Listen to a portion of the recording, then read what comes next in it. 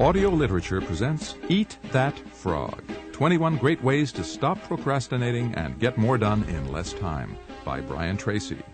Eat That Frog is a fast listen that is rich in practical advice that will help you stop procrastinating and get more done in less time. Brian Tracy synthesizes and distills the very best ideas and insights on time management into 21 logical, immediately applicable steps. Each chapter provides specific exercises you can use to implement Tracy's advice immediately and see the results for yourself. Brian Tracy is one of America's leading authorities on the development of human potential and personal effectiveness. He addresses over 250,000 people each year on the subjects of personal and professional development. Tracy is the author of the best-selling books Maximum Achievement and the 100 Absolutely Unbreakable Laws of Business Success, as well as numerous best-selling audio cassette programs, including 21 Great Ways to Hire and Keep the Best People and 21 Great Ways to Get Paid More and Promoted Faster. Now, here's Brian Tracy. Hello, I'm Brian Tracy, and thank you for listening to this program. I hope these ideas help you as much as they have helped me and thousands of others. In fact, I hope that this program changes your life forever. There's never enough time to do everything you have to do. You are literally swamped with work and personal responsibilities, projects, stacks of magazines to read, and piles of books you intend to get to one of these days as soon as you get caught up. But the fact is that you are never going to get caught up. You will never get on top of all your tasks. You will never get far enough ahead to be able to get to all those books, magazines, and leisure time activities that you dream of.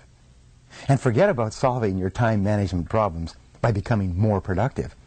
No matter how many personal productivity techniques you master, there will always be more to do than you can ever accomplish in the time you have available to you, no matter how much time it is. You can get control of your time in your life only by changing the way you think, work, and deal with a never-ending river of responsibilities that flows over you each day. You can get control of your tasks and activities only to the degree that you stop doing some things and start spending more time on the few activities that can really make a difference in your life. I've studied time management for more than 30 years. I have immersed myself in the works of Peter Drucker, Alex McKenzie, Alan Lake, and Stephen Covey, and many, many others. I've read hundreds of books and thousands of articles on personal efficiency and effectiveness. This program is the result. Each time I came across a good idea, I tried it out in my own work and personal life. If it worked, I incorporated it into my talks and seminars and taught it to others.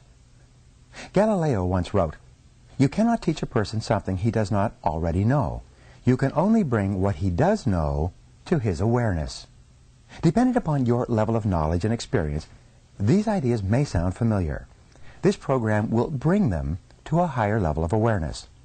When you learn these methods and techniques and apply them over and over until they become habits, you will alter the course of your life in a very positive way. Let me tell you a little bit about myself and the origins of this book. I started off in life with few advantages, aside from a curious mind. I did poorly in school and left without graduating. I worked at laboring jobs for several years. My future did not appear particularly promising.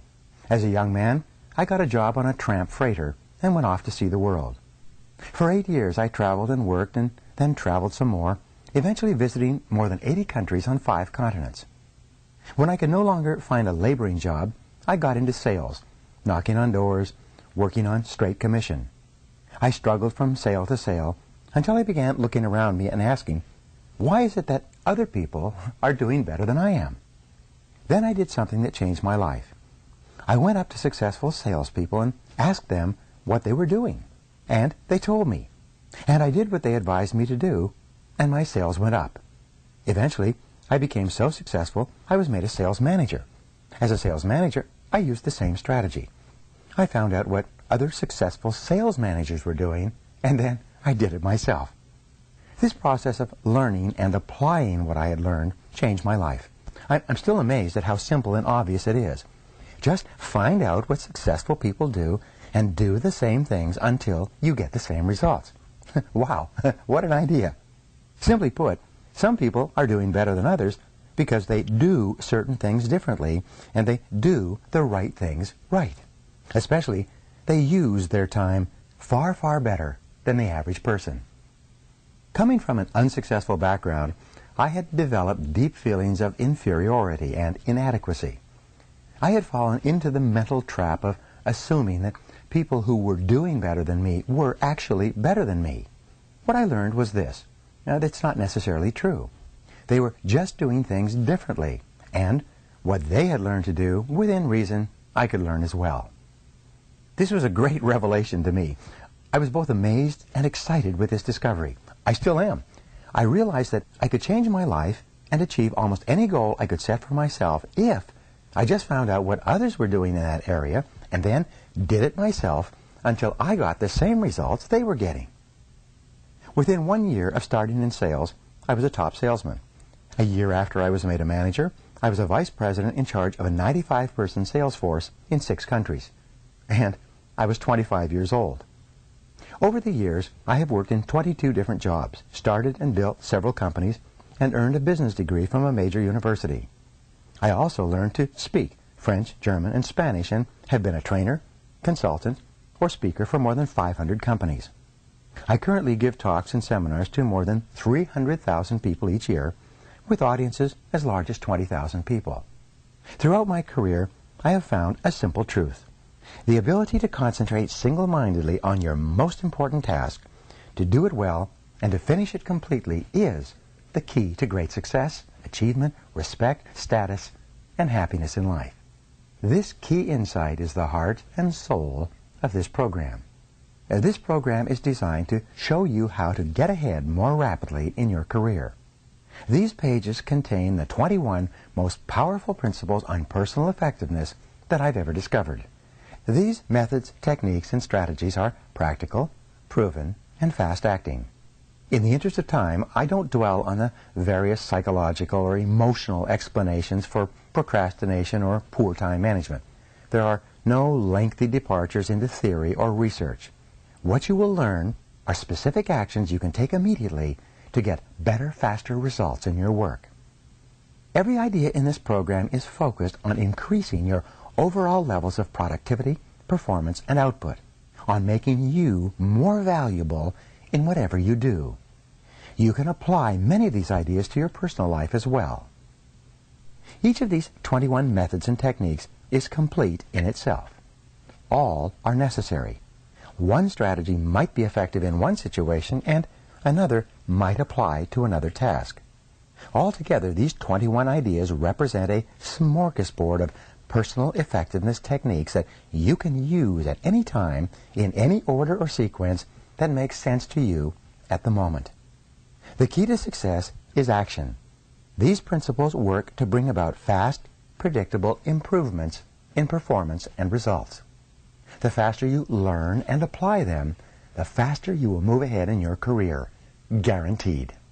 There will be no limit to what you can accomplish when you learn how to eat that frog.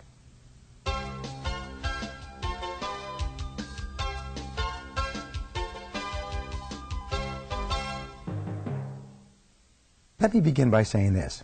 This is a wonderful time to be alive. There have never been more possibilities and opportunities for you to achieve more of your goals than exist today. As perhaps never before in human history, you are actually drowning in options. In fact, there are so many good things you can do that your ability to decide among them may be the critical determinant of what you accomplish in life. If you're like most people today, you are overwhelmed with too much to do and too little time. As you struggle to get caught up, new tasks and responsibilities just keep rolling in like the tides. Because of this, you will never be able to do everything you have to do. You will never be caught up. You will always be behind in some of your tasks and responsibilities, and probably in many of them.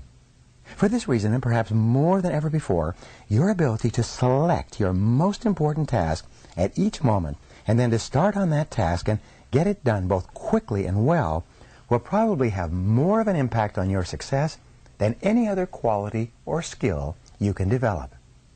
An average person who develops the habit of setting clear priorities and getting important tasks completed quickly will run circles around a genius who talks a lot and makes wonderful plans but gets very little done. It's been said for many years that If the first thing you do each morning is to eat a live frog, you can then go through the day with the satisfaction of knowing that is probably the worst thing that's going to happen to you all day long. Your frog is your biggest, most important task. It's the one you're most likely to procrastinate on if you don't do something about it right now. It's also the one task that can have the greatest positive impact on your life and results at the moment. It's also been said that if you have to eat 2 frogs, eat the ugliest one first. This is another way of saying that if you have 2 important tasks, start with the biggest, hardest, and most difficult task first. Discipline yourself to begin immediately and then to persist until the task is complete before you go on to something else. Think of this as a test. Treat it like a personal challenge. Resist the temptation to start with the easier task. Continually remind yourself that one of the most important decisions you make each day is your choice of what you will do immediately and what you will do later, if you do it at all. Here's one final observation. If you have to eat a live frog, it doesn't pay to sit and look at it for very long. The key to reaching high levels of performance and productivity is for you to develop the lifelong habit of tackling your major task first thing each morning. You must develop the routine of eating your frog before you do anything else and without taking too much time to think about it. In study after study of men and women who get paid more and promoted faster, the quality of action orientation stands out as the most observable and consistent behavior they demonstrate in everything they do. Successful, effective people are those who launch directly into their major tasks and then discipline themselves to work steadily and single-mindedly until those tasks are complete. In our world, and especially in our business world, you are paid and promoted for getting specific, measurable results. You are paid for making a valuable contribution, and especially for making the contribution that is expected of you. Failure to execute is one of the biggest problems in organizations today. Many people confuse activity with accomplishment. They talk continually, hold endless meetings, and make wonderful plans. But in the final analysis, no one does the job and gets the results required. Fully 95% of your success in life and work will be determined by the kinds of habits that you develop over time. The habit of setting priorities, overcoming procrastination, and getting on with your most important task is a mental and physical skill. As such, this habit is learnable through practice and repetition, over and over again, until it locks into your subconscious mind and becomes a permanent part of your behavior. Once it becomes a habit, it becomes both automatic and easy to do. You are designed mentally and emotionally in such a way that task completion gives you a positive feeling. It makes you happy. It makes you feel like a winner. Whenever you complete a task of any size or importance, you feel a surge of energy, enthusiasm, and self-esteem. The more important the completed task, the happier, more confident, and more powerful you feel about yourself and your world. The completion of an important task triggers the release of endorphins in your brain. These endorphins give you a natural high. The endorphin rush that follows successful completion of any task makes you feel more creative and confident. Here's one of the most important of the so-called secrets of success. It is that you can actually develop a positive addiction to endorphins and to the feeling of enhanced clarity, confidence, and competence that they trigger. When you develop this addiction, almost without thinking, you begin to organize your life in such a way that you are continually starting and completing ever more important tasks and projects. You actually become addicted, in a very positive sense, to success and contribution. One of the keys to your living a wonderful life, having a successful career, and feeling terrific about yourself is for you to develop the habit of starting and finishing important jobs. At that point, this behavior will take on a power of its own, and you'll find it easier to complete important tasks than not to complete them. You remember the story of the man who stops a musician on a New York street and asks how he can get to Carnegie Hall. The musician replies, "Practice, man, practice." Practice is the key to mastering any new skill. Fortunately, your mind is like a muscle. It grows stronger and more capable with use. With practice, you can learn any behavior or develop any habit that you consider either desirable or necessary. You need 3 qualities to develop the habits of focus and concentration, which are all learnable. They are decision, discipline, and determination. First, make a decision to develop the habit of task completion. Second, discipline yourself to practice the principles you're about to learn until you master them. And finally, back everything you do with determination until the habit is locked in and becomes a permanent part of your personality. Now, there's a special way that you can accelerate your progress toward becoming the highly productive, effective, efficient person that you want to be. It consists of your thinking continually about the rewards and benefits of being an action-oriented, fast-moving, focused person.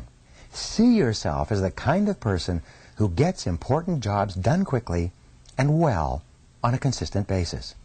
Your mental picture of yourself has a powerful effect on your behavior. Visualize yourself as the person you intend to be in the future. Your self-image, the way you see yourself on the inside, largely determines your performance on the outside. As professional speaker Jim Cathcart says, the person you see is the person you will be. You have a virtually unlimited capability to learn and develop new skills, habits, and abilities. When you train yourself through repetition and practice to overcome procrastination and get your most important tasks completed quickly, you will move yourself onto the fast track in your life and career and step on the accelerator. So, let's eat that frog. Chapter 1 is entitled, Set the Table, and it begins with this quote from Napoleon Hill.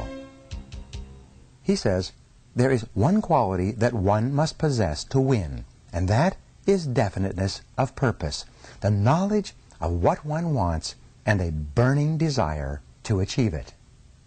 Before you can determine your frog and get on with eating it, you have to decide exactly what you want to accomplish in each area of your life. Clarity is the most important concept in personal productivity. The number one reason why some people get more work done faster is because they are absolutely clear about their goals and objectives, and they don't deviate from them. The more clear you are about what it is you want and what you have to do to achieve it, the easier it is for you to overcome procrastination, eat your frog, and get on with the completion of the task. A major reason for procrastination and lack of motivation is vagueness, confusion, and fuzzy-mindedness about what you are supposed to do and in what order and for what reason. You must avoid this common condition with all your strength by striving for ever greater clarity in everything you do. Here's a great rule for success. Think on paper. Only about 3% of adults have clear written goals. These people accomplish 5 and 10 times as much as people of equal or better education and ability, but who, for whatever reason, have never taken the time to write out exactly what it is they want. There's a powerful formula for setting and achieving goals that you can use for the rest of your life. It consists of 7 simple steps. Taking any one of these steps can double and triple your productivity if you're not currently using it. Many graduates of my training programs have increased their incomes dramatically in a matter of a few years or even a few months with this simple 7-step method. Here it is. Step number 1, decide exactly what you want. Either decide for yourself or sit down with your boss and discuss your goals and objectives until you are crystal clear about exactly what is expected of you and in what order of priority. It's amazing how many people are working away day after day on low-value tasks because they have not had this critical discussion with their manager. Here's another rule. One of the very worst uses of time is to do something very well that need not be done at all. Stephen Covey says, Before you begin scrambling up the ladder of success, make sure that it's leaning against the right building. Step number 2, write it down. Think on paper. When you write down your goal, you crystallize it and give it tangible form. You create something that you can touch and see. On the other hand, a goal or objective that's not in writing is merely a wish or a fantasy. It has no energy behind it. Unwritten goals lead to confusion, vagueness, misdirection, and numerous mistakes. Step number 3, set a deadline on your goal. A goal or decision without a deadline has no urgency. It has no real beginning or end. Without a definite deadline accompanied by the assignment or acceptance of specific responsibilities for completion, you will naturally procrastinate and get very little done. Step number 4, make a list of everything that you can think of that you're going to have to do to achieve your goal. As you think of new activities, add them to your list. Keep building your list until it is complete. A list gives you a visual picture of the larger task or objective. It gives you a track to run on. It dramatically increases the likelihood that you will achieve your goal as you have defined it and on schedule. Step number 5, organize the list into a plan. Organize your list by priority and sequence. Take a few minutes to decide what you need to do first and what you can do later. Decide what has to be done before something else and what needs to be done afterwards. Even better, lay out your plan visually in the form of a series of boxes and circles on a sheet of paper. You'll be amazed at how much easier it is to achieve your goal when you break it down into individual tasks. With a written goal and an organized plan of action, you will be far more productive and efficient than someone who is carrying his goals around in his mind. Step number 6, take action on your plan immediately. Do something, do anything. An average plan vigorously executed is far better than a brilliant plan on which nothing is done. For you to achieve any kind of success, execution is everything. And finally, step number 7, resolve to do something every single day that moves you toward your major goal. Build this activity into your daily schedule. Read a specific number of pages on a key subject. Call on a specific number of prospects or customers. Engage in a specific period of physical exercise. Learn a certain number of new words in a foreign language. Never miss a day. Keep pushing forward. Once you start moving, keep moving. Don't stop. This decision, this discipline alone can make you one of the most productive and successful people of your generation. Clear written goals have a wonderful effect on your thinking. They motivate you and galvanize you into action. They stimulate your creativity, release your energy, and help you to overcome procrastination as much as any other factor. Goals are the fuel in the furnace of achievement. The bigger your goals and the clearer they are, the more excited you become about achieving them. The more you think about your goals, the greater becomes your inner drive and desire to accomplish them. Think about your goals and review them daily. Every morning when you begin, take action on the most important task you can accomplish to achieve your most important goal at the moment. Now, here's what you can do to put this idea into action immediately. Take a clean sheet of paper right now and make a list of 10 goals that you want to accomplish in the next year. Write your goals as though a year has already passed and they are now a reality. Use the present tense, positive and first person, so that they are immediately accepted by your subconscious mind. For example, you would write, I earn X number of dollars per year, or I weigh X number of pounds, or I drive such and such a car. Present tense, personal, and positive. Then, go back over your list of 10 goals and select the one goal that if you achieved it would have the greatest positive impact on your life. Whatever that goal is, write it on a separate sheet of paper, set a deadline, make a plan, take action on your plan, and then do something every single day that moves you toward that goal. This exercise alone could change your life. Chapter number 2 is entitled, Plan Every Day in Advance. And it begins with this quote from Alan Lakin, which says, "Planning is bringing the future into the present so that you can do something about it right now." You've probably heard the old question, how do you eat an elephant?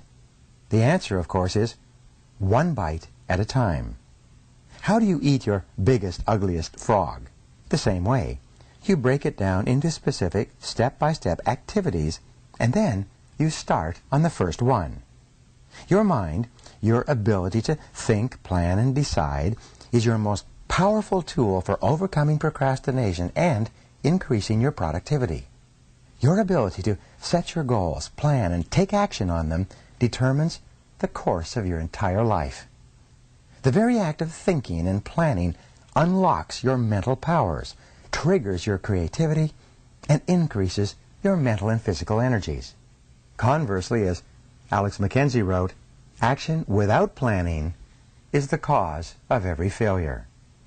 Your ability to plan well in advance of acting is a measure of your overall competence. The better the plan you have, the easier it is for you to overcome procrastination, to get started, to eat your frog, and then to keep going. One of your top goals at work should be for you to get the highest possible return on your investment of mental, emotional, and physical energy. The good news is that every minute spent in planning saves as many as 10 minutes in execution. It takes only about 10 or 12 minutes for you to plan out your day, but this small investment of time will save you at least 2 hours, 100 to 120 minutes in wasted time and diffused effort throughout the day. You may have heard of the 6P formula for time management. It says, proper prior planning prevents poor performance. When you consider how helpful planning can be in increasing your productivity and performance, it is amazing how few people practice it every single day. And planning is really quite simple to do. All you need is a piece of paper and a pen. The most sophisticated Palm Pilot, computer program, or time planner is based on the same principle. You're sitting down and making a list of everything you have to do before you begin. Always work from a list. When something new comes up, add it to the list before you do it. You can increase your productivity and output by 25% or more from the very first day that you begin working consistently from a list. Make your list the night before, at the end of the workday. Move everything that you've not yet accomplished onto your list for the coming day, and then add everything that you have to do the next day. When you make your list the night before, your subconscious mind works on your list all night long while you sleep. Often, you will wake up with great ideas and insights that you can use to get your job done faster and better than you had initially thought. The more time you take to make written lists of everything you have to do in advance, the more effective and efficient you will be. Now, you need different lists for different purposes. First, you should create a master list on which you write down everything that you can think of that you want to do sometime in the future. This is the place where you capture every idea that comes to you and every new task or responsibility that comes up. You can sort out the items later.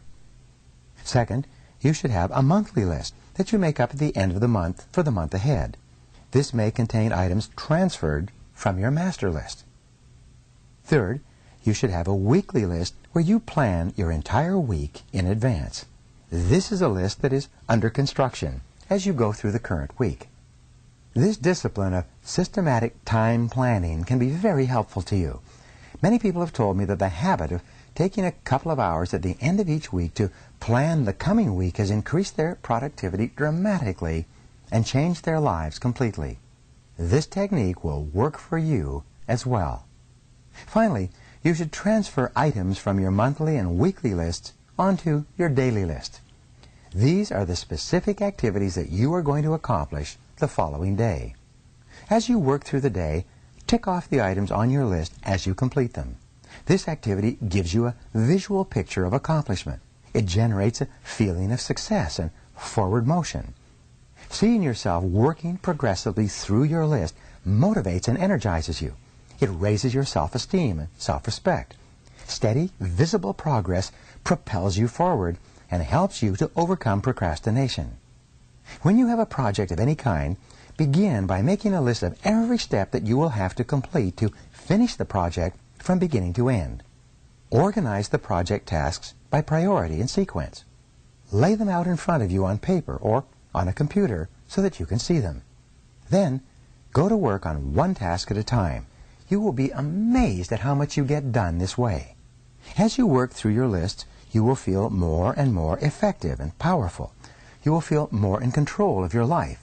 You will be naturally motivated to do even more. You will think better and more creatively. You will get more and better insights that enable you to do your work even faster. As you work steadily through your lists, you will develop a sense of positive forward momentum that will enable you to overcome procrastination. This feeling of progress will give you more energy and keep you going throughout the day. One of the most important rules of personal effectiveness is the 10-90 rule.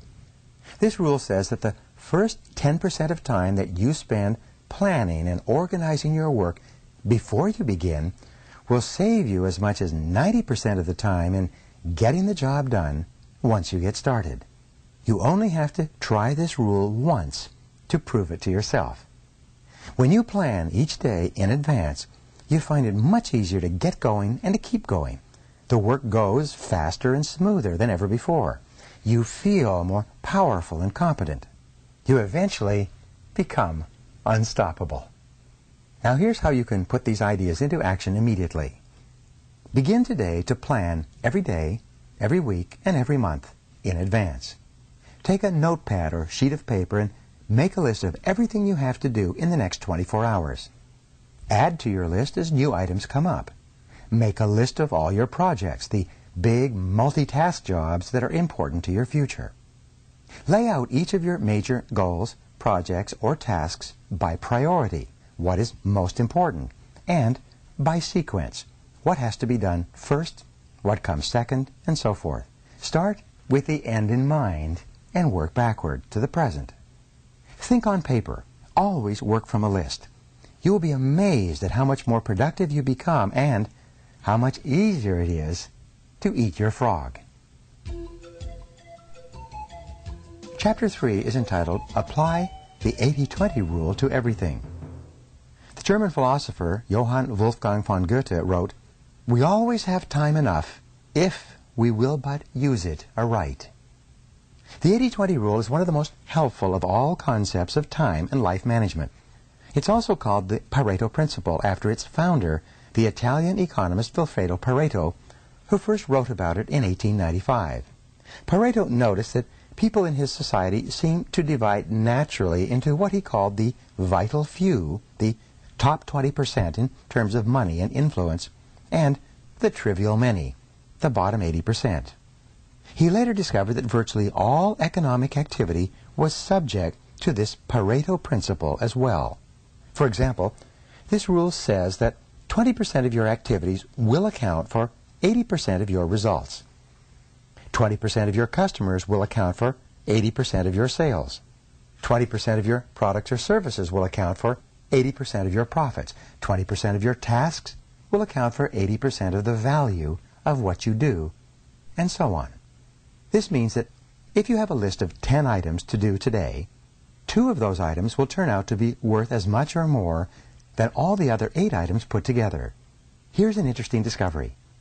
Each of these tasks may take the same amount of time to accomplish, but 1 or 2 of these tasks will contribute 5 or 10 times the value of any of the others. Often, one item on a list of 10 tasks that you have to do can be worth more than all the other 9 items put together. This task is invariably the frog that you should eat first. Can you guess on which items the average person is most likely to procrastinate? You're right. The sad fact is that most people procrastinate on the top 10 or 20% of items that are the most valuable and important, the vital few. They busy themselves instead with the least important 80%, the trivial many, that contribute very little to results. You often see people who appear to be busy all day long, but seem to accomplish very little. This is almost always because they are working on tasks that are of low value, while they procrastinate on the one or two activities that could make a real difference to their companies and to their careers. The most valuable tasks you can do each day are often the hardest and most complex.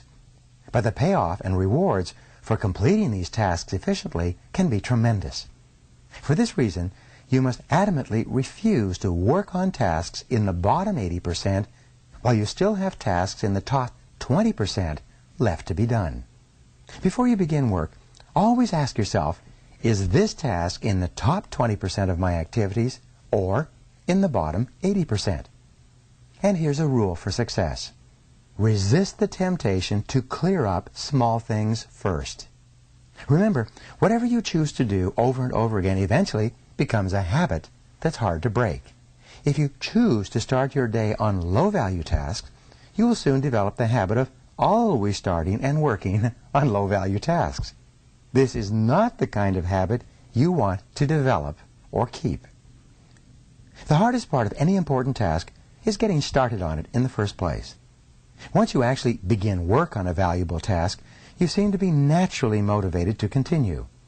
A part of your mind loves to be busy working on significant tasks that can really make a difference. Your job is to feed this part of your mind continually.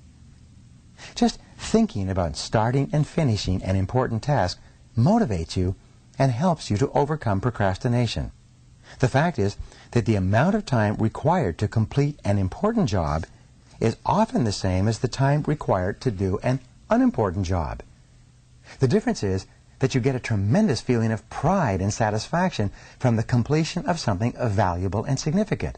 However, when you complete a low-value task, using the same amount of time and energy, you get little or no satisfaction at all.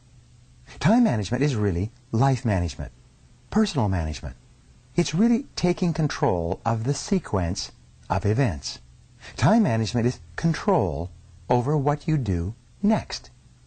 And you are always free to choose the task that you will do next. Your ability to choose between the important and the unimportant is the key determinant of your success in life and work. Effective, productive people discipline themselves to start on the most important task that is before them. They force themselves to eat that frog, whatever it is. They accomplish vastly more than the average person and are much happier as a result. This should be your way of working as well. Now, here's a way to put these ideas into action. Make a list of all the key goals, activities, projects, and responsibilities in your life today. Which of them are or could be in the top 10 or 20% of tasks that represent or could represent 80 or 90% of your results? Resolve today that you are going to spend more and more of your time working in those few areas that can really make a difference in your life and career, and less time on lower value activities.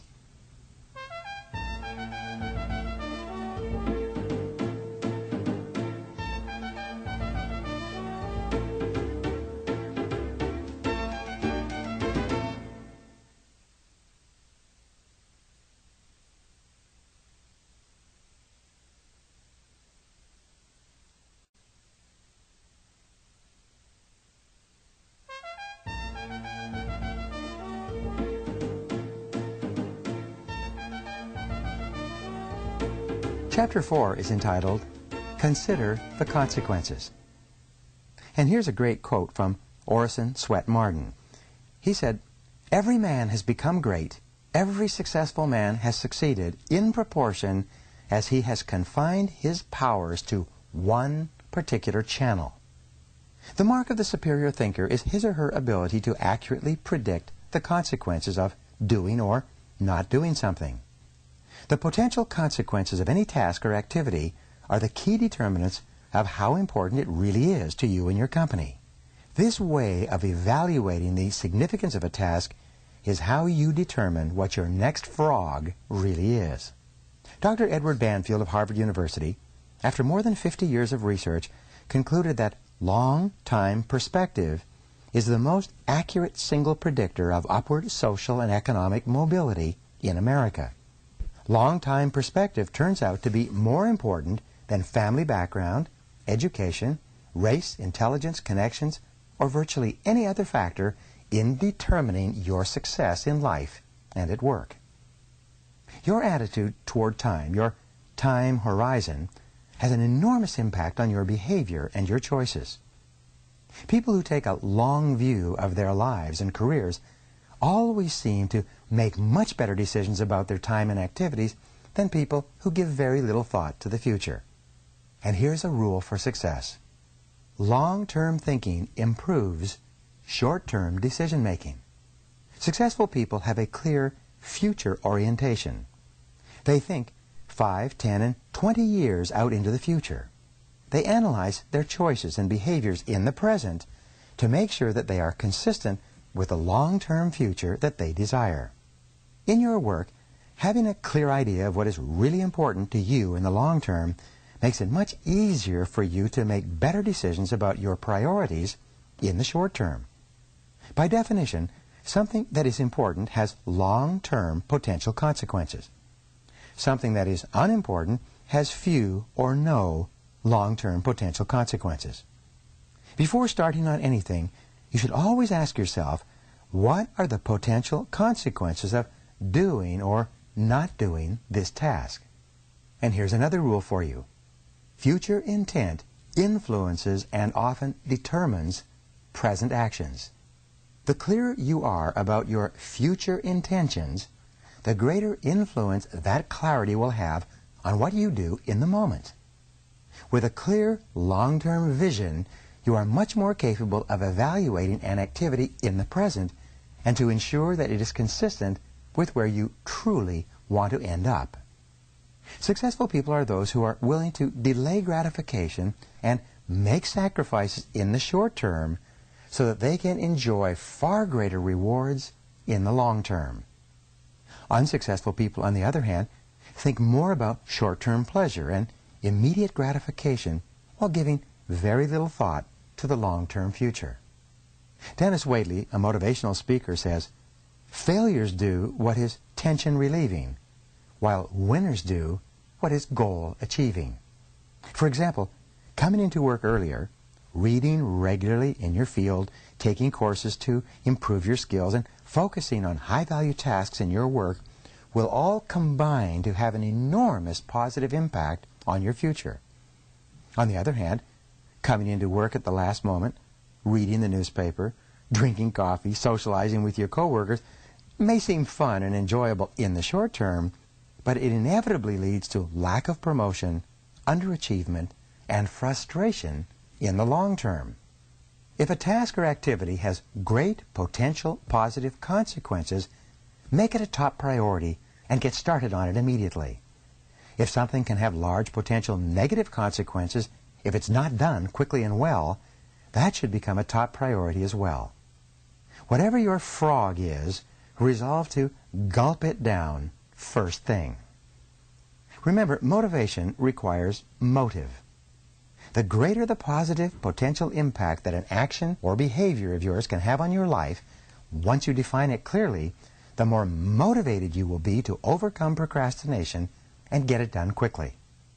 Keep yourself focused and forward-moving by continually starting and completing those tasks that can make a major difference to your company and to your future.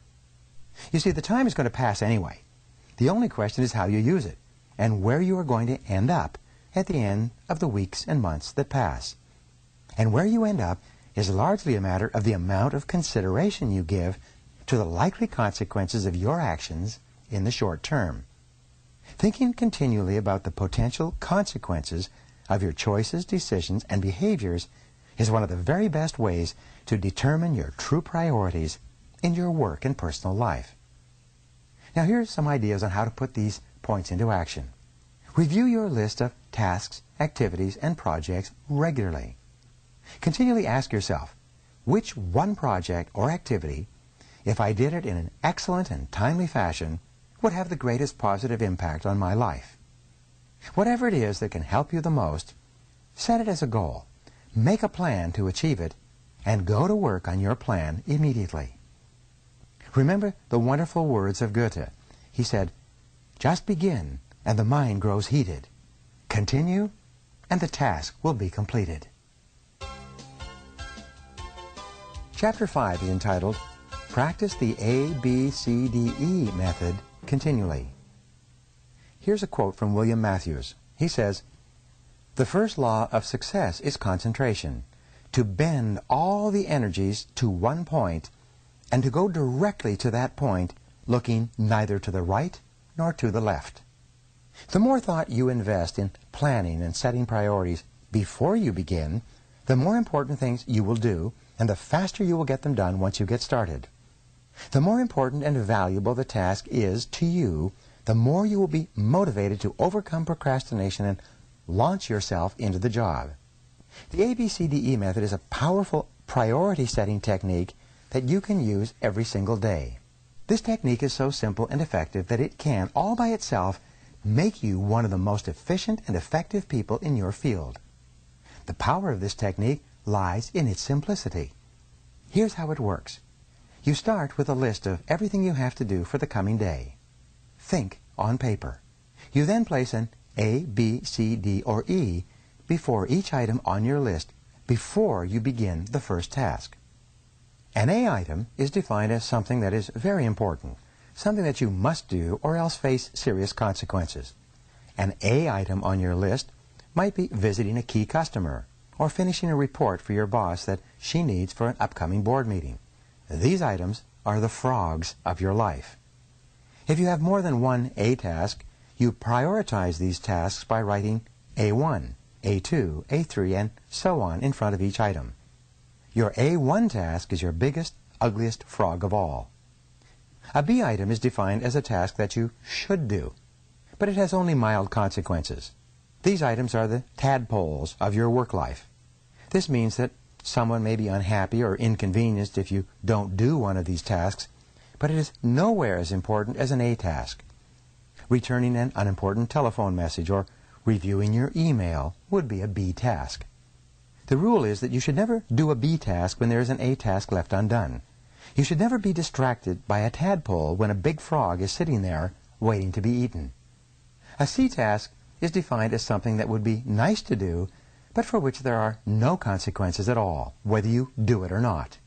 C tasks include phoning a friend, having coffee or lunch with a coworker, or completing some personal business during work hours.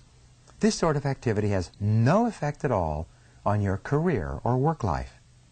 A D task is defined as something you can delegate to someone else. The rule is that you should delegate everything that anyone else can do so that you can free up more time for the A tasks that only you can do. An E task in the ABCDE method is defined as something that you can eliminate altogether, and it won't make any real difference.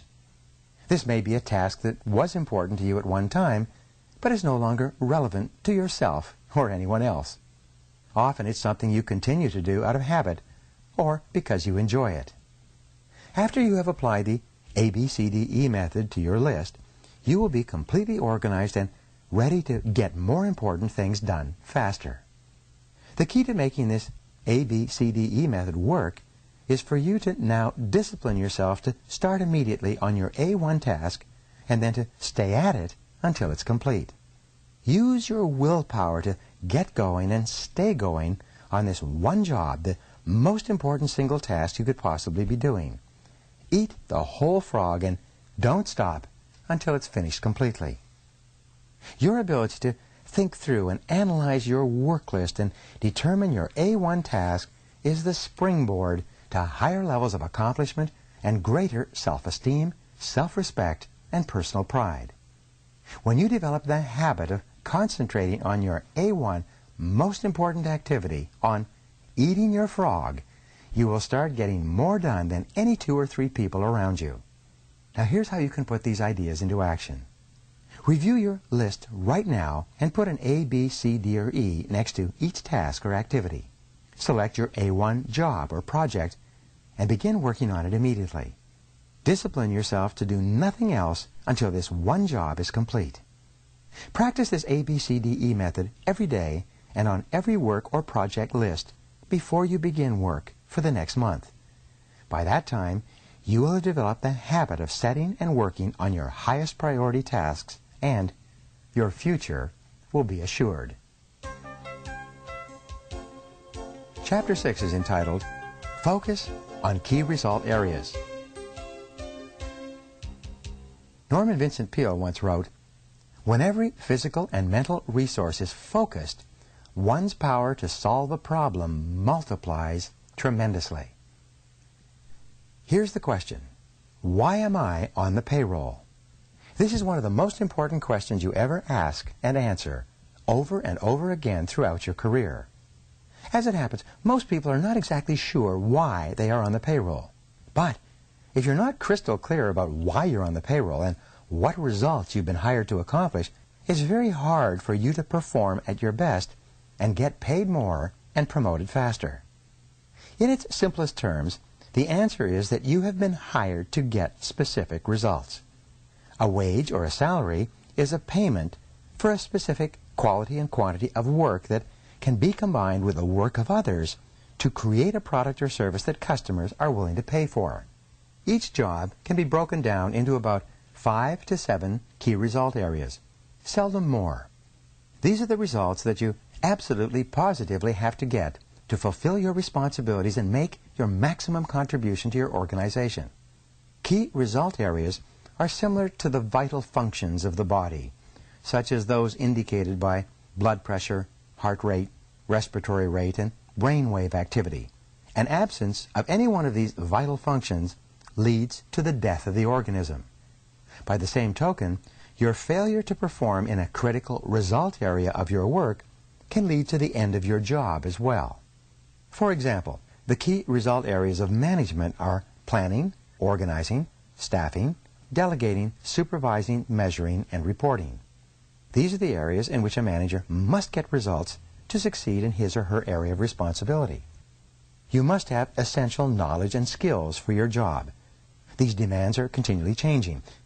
You have developed core competencies that make it possible for you to do your job in the first place, but key results are always central to your work and determine your success or failure in your job. A key result area is something that you must achieve to succeed at your job. It's a task area for which you are completely responsible. If you don't do it, it will not be done by someone else. A key result area is an activity that is under your control. It is an output of your work that becomes an input or a contributing factor to the work of others. The starting point of high performance is for you to first identify the key result areas of your work. Discuss them with your boss. Make a list of your output responsibilities and make sure that the people above you, on the same level of you, and below you are in agreement with it. For example, for a salesperson, prospecting and opening new accounts is a key result area. This activity is the key to the entire sales process. Closing a sale is another key result area. When the sale is made, it triggers the activities of many other people to produce and deliver the product or service. For a company owner or key executive, negotiating a bank loan is a key result area. Hiring the right people and delegating effectively are both key result areas. For a secretary or receptionist, typing a letter or answering the phone and transferring the caller quickly and efficiently are defined as key result areas. People's ability to perform these tasks quickly and well largely determines their pay and promotability. Once you have determined your key result areas, the second step is for you to grade yourself on a scale of 1 to 10 in each of these areas. Where are you strong? And where are you weak? Where are you getting excellent results? And where are you underperforming? Here's the rule. Your weakest key result area sets the height at which you can use all your other skills and abilities. This rule says that you could be exceptional in 6 out of 7 of your key result areas, but really poor in the 7th, and your poor performance in the 7th area will hold you back and determine how much you achieve with all your other skills. This weakness will act as a drag on your effectiveness and be a constant source of friction and frustration. For example, delegating is a key result area for a manager. This skill is the key leverage point that enables a manager to manage, to get results through others. A manager who cannot delegate properly is held back from using all of his or her other skills at their maximum level of effectiveness. Poor delegation skills alone can lead to failure in the job. One of the major reasons for procrastination and delay in the workplace is that people avoid jobs and activities in those areas where they have performed poorly in the past. Instead of setting a goal and making a plan to improve in a particular area, most people avoid that area altogether, which just makes the situation worse. The reverse of this is that the better you become in a particular skill area, the more motivated you will be to perform that function, the less you will procrastinate, and the more determined you will be to get it finished. The fact is that everybody has both strengths and weaknesses. Refuse to rationalize, justify, or defend your areas of weakness. Instead, identify them clearly. Set a goal and make a plan to become very good in each of those areas. Just think, you may be only one critical skill away from top performance in your job. Here's one of the greatest questions you will ever ask and answer. It's this: what one skill, if I developed and did it in an excellent fashion, would have the greatest positive impact on my career? Let me repeat that. What one skill, if you developed and did it in an excellent fashion, would have the greatest positive impact on your career? You should use this question to guide your career for the rest of your life. Look into yourself for the answer. You probably know what it is. Ask your boss this question. Ask your coworkers. Ask your friends and your family. Whatever the answer is, find out and then go to work to bring up your performance in this area. The good news is that all business skills are learnable. If anyone else is excellent at a particular key result area, this is proof that you can become excellent as well if you decide to. One of the fastest and best ways to stop procrastinating and get more things done faster is for you to become absolutely excellent in your key result areas. This can be as important as anything else you do in your life and career. Here's how you can put these ideas to work immediately. Identify the key result areas of your work. What are they? Write down the key results you have to achieve to do your job in an excellent fashion. Give yourself a grade from 1 to 10 on each one, and then determine the one key skill that, if you did it in an excellent manner, would help you the most in your work right now. Take this list to your boss and discuss it with him or her. Invite honest feedback and appraisal. You can only get better when you are open to the constructive inputs of other people. Discuss your results with your staff and coworkers. Talk them over with your spouse. Make a habit of doing this analysis regularly for the rest of your career. Never stop improving. This decision alone can change your life. Chapter 7 is called Obey the Law of Forced Efficiency.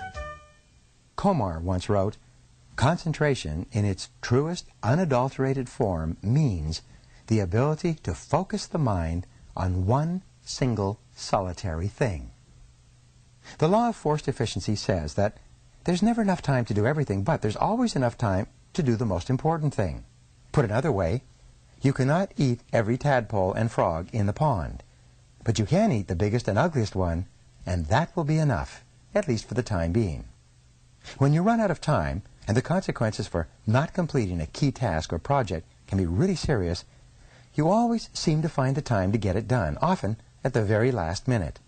You start early, you stay late, and you drive yourself to complete the job rather than to face the negative consequences that would follow if you didn't complete it within the time limit.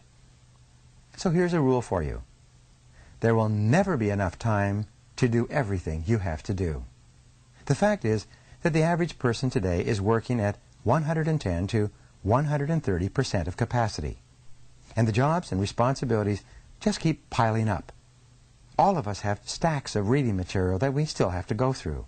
One study concluded recently that the average executive has 300 to 400 hours of reading and projects backlogged at home and at the office. What this means is that you will never be caught up. So get that thought out of your mind. All you can hope for is to be on top of your most important responsibilities. The others will just have to wait. Many people say that they work better under the pressure of deadlines. Unfortunately, years of research indicate that this is seldom true. Under the pressure of deadlines, which are often self-created through procrastination and delay, people suffer greater stress, make more mistakes, and have to redo more tasks than under any other conditions. Often, the mistakes that are made when people are working to meet tight deadlines lead to defects and cost overruns that lead to substantial financial losses in the long term. Sometimes the job actually takes much longer to complete when people rush to get the job done at the last minute, and then they have to redo it. You can use 3 questions on a regular basis to keep yourself focused on getting your most important tasks completed on schedule. The first question is, what are my highest value activities? Put another way, what are the biggest frogs that you have to eat to make the greatest contribution to your organization, to your family, to your life in general? This is one of the most important questions you can ever ask and answer. What are your highest value activities? First, think this through for yourself. Then, ask your boss. Ask your coworkers and subordinates. Ask your friends and family. Like focusing the lens of a camera, you must be crystal clear about your highest value activities before you begin work. The second question you can ask yourself continually is, what can I and only I do that, if done well, will make a real difference? This question comes from Peter Drucker, the management guru. It's one of the best of all questions for achieving personal effectiveness. What can you and only you do that, if done well, will make a real difference? This refers to something that only you can do. If you don't do it, it won't be done by someone else. But if you do it, and you do it well, it can really make a difference to your life and your career. What is it? What is your frog in your work? Every hour of every day, you can ask yourself this question, and there will always be a specific answer. Your job is to be clear about the answer, and then to start and work on this task before anything else.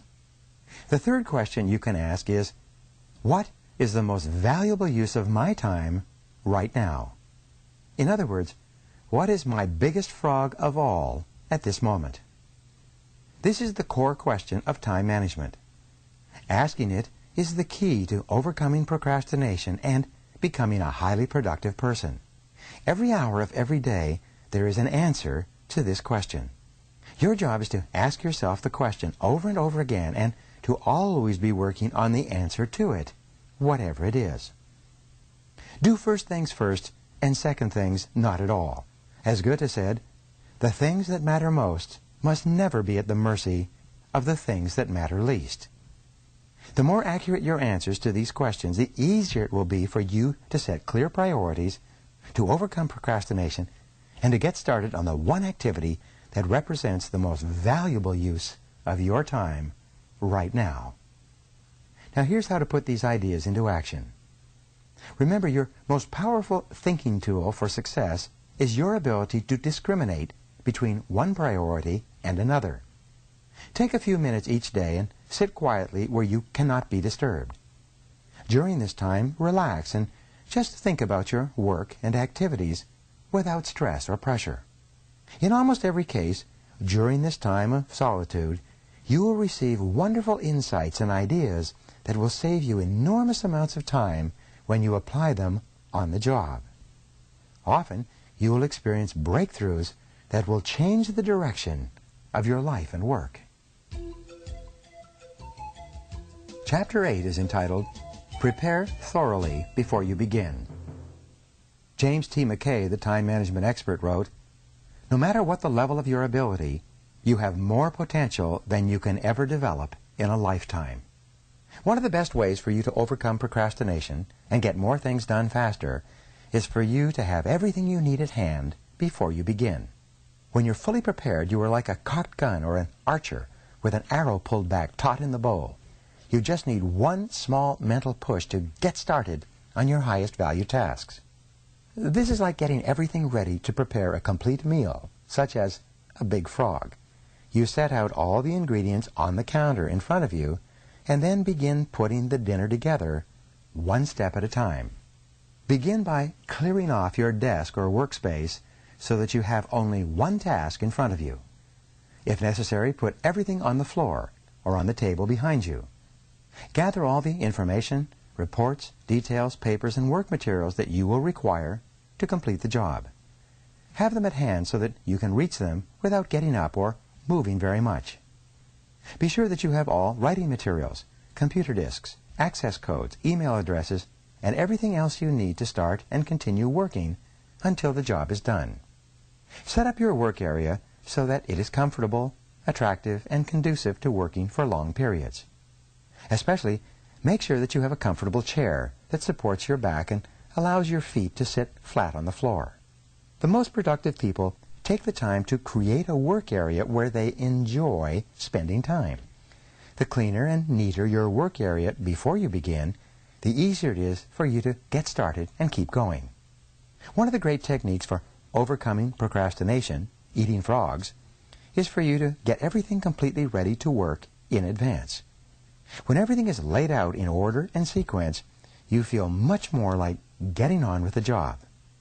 It's amazing how many books never get written, how many degrees never get completed, how many life-changing tasks never get started because people fail to take the first step of preparing everything in advance.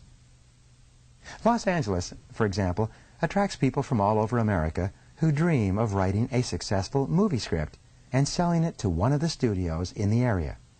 They move to Los Angeles and work at low-level jobs for years while they dream of writing and selling a popular script. Recently, the Los Angeles Times sent a reporter out onto Wilshire Boulevard to interview passers-by. When people came along, he asked them one question: "How's your script coming?"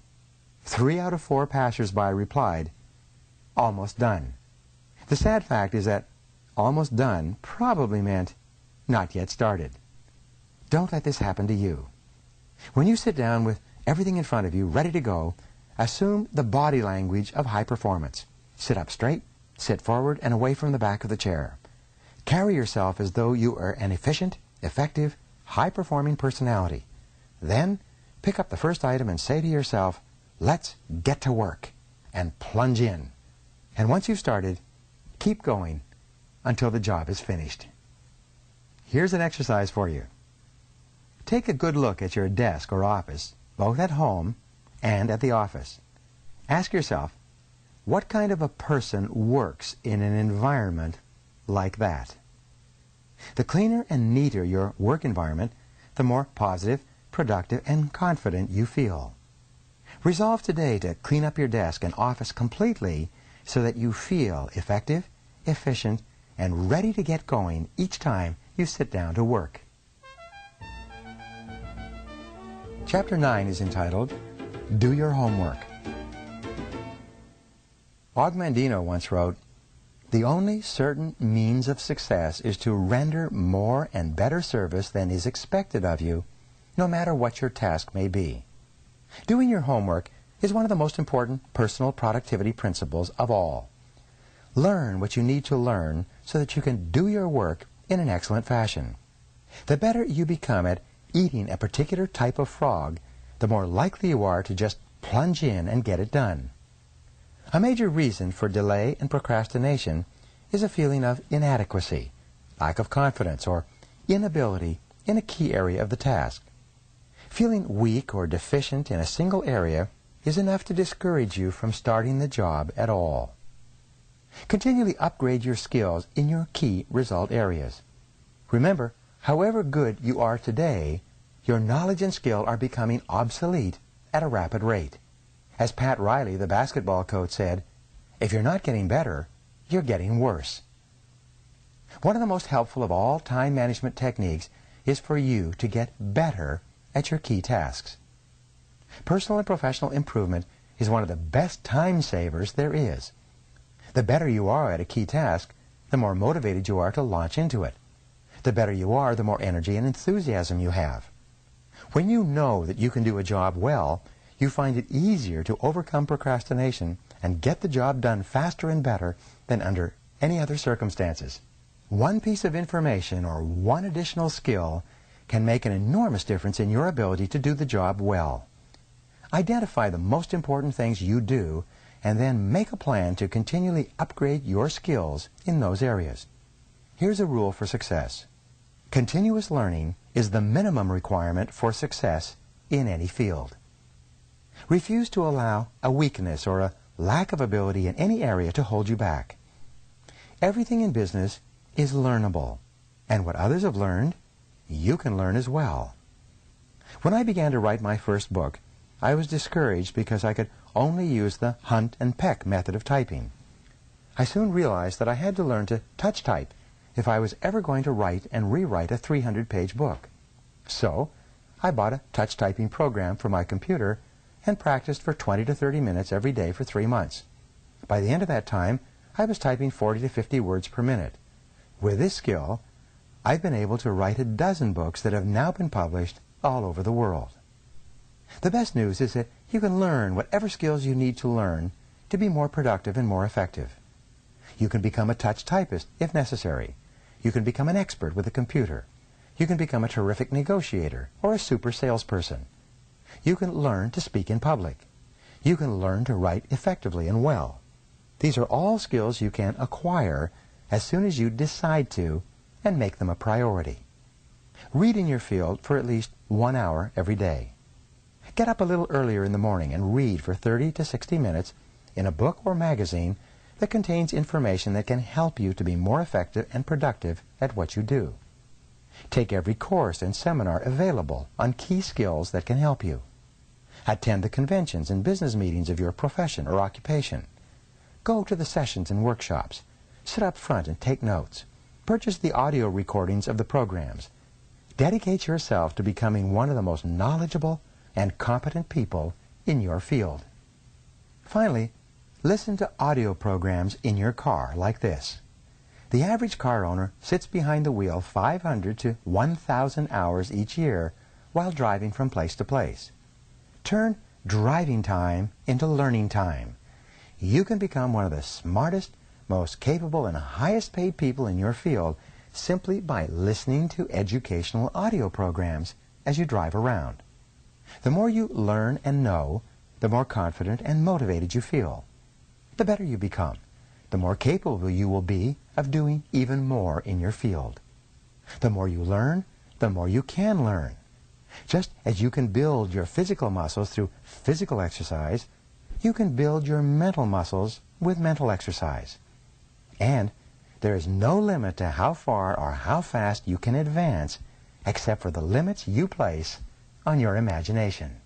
So here's an exercise that you can engage in immediately. Resolve today to become a do-it-to-yourself project. Become a lifelong student of your craft. School is never out for the professional. What are the key skills that can help you the most to achieve better and faster results? What are the core competencies that you will need to have in the future to lead your field? Whatever they are, set a goal, make a plan, and begin developing and increasing your ability in those areas. Resolve to be the very best at what you do. This is one of the greatest time management techniques of all.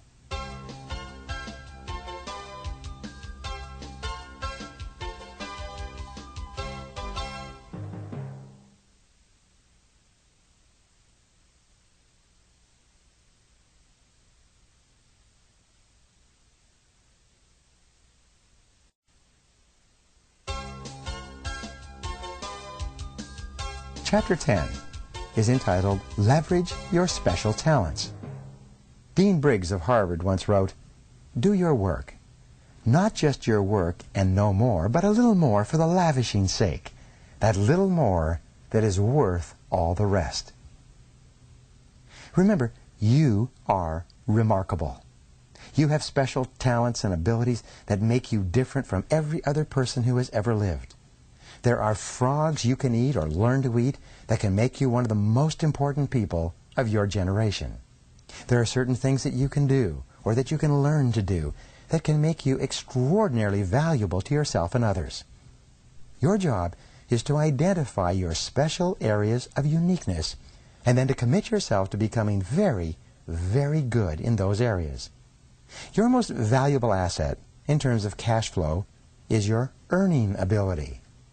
Your ability to work enables you to bring tens of thousands of dollars into your life every year by simply applying your knowledge and skills to your world. This is your ability to eat specific frogs faster and better than others.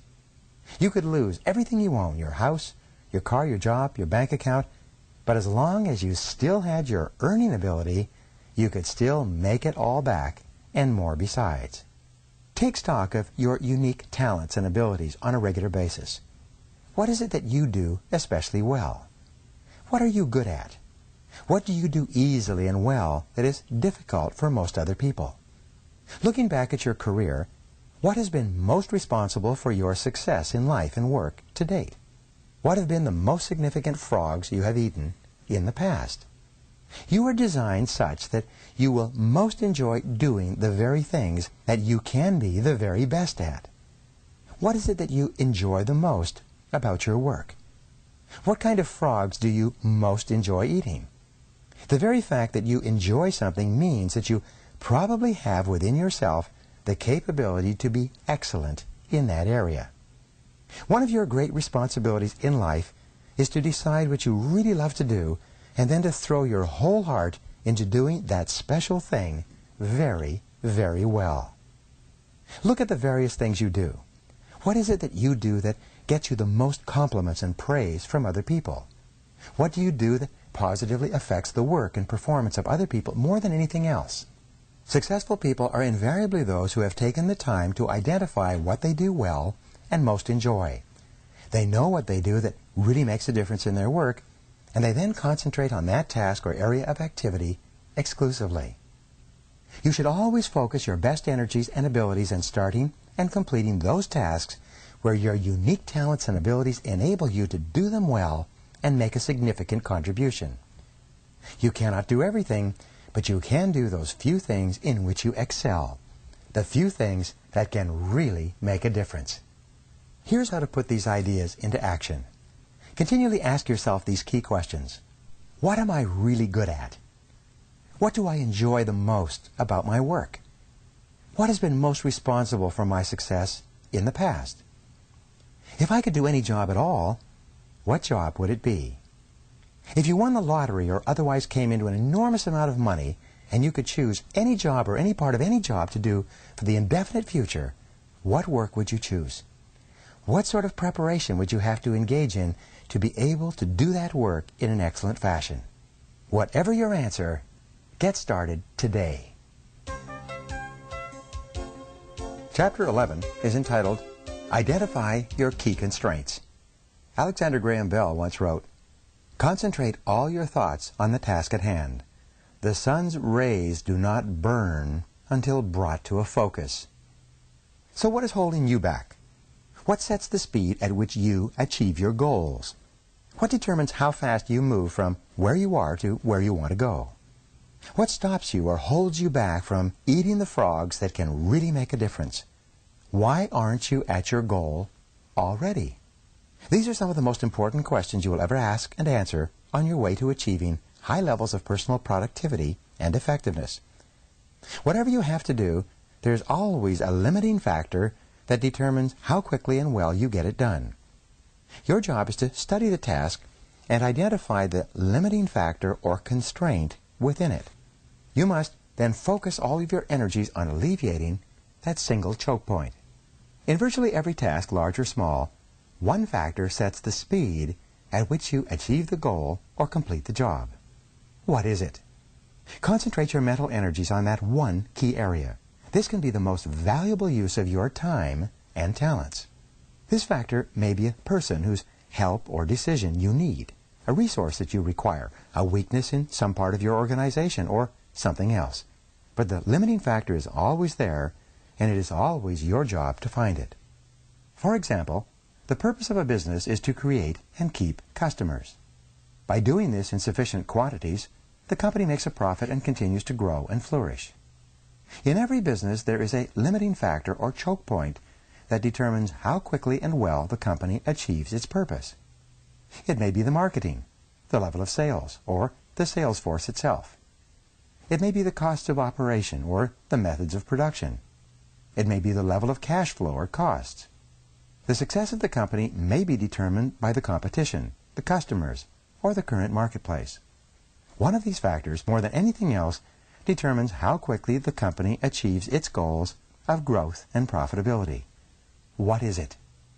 The accurate identification of the limiting factor in any process and the focus on that factor can usually bring about more progress in a shorter period of time than any other single activity. The 80-20 rule applies to the constraints in your life and in your work. What this means is that 80% of the constraints, the factors that are holding you back from achieving your goals, are internal. They are within yourself, within your own personal qualities, abilities, habits, disciplines, or competencies. Only 20% of the limiting factors are external to you or to your organization. Your key constraint can be something small and not particularly obvious. Sometimes it requires that you make a list of every step in the process and examine every activity to determine exactly what is holding you back. Sometimes it can be a single negative perception or objection on the part of the customers that is slowing down the entire sales process. Sometimes it is the absence of a single feature that is holding back the growth of sales of a product or service line. Look into your company honestly.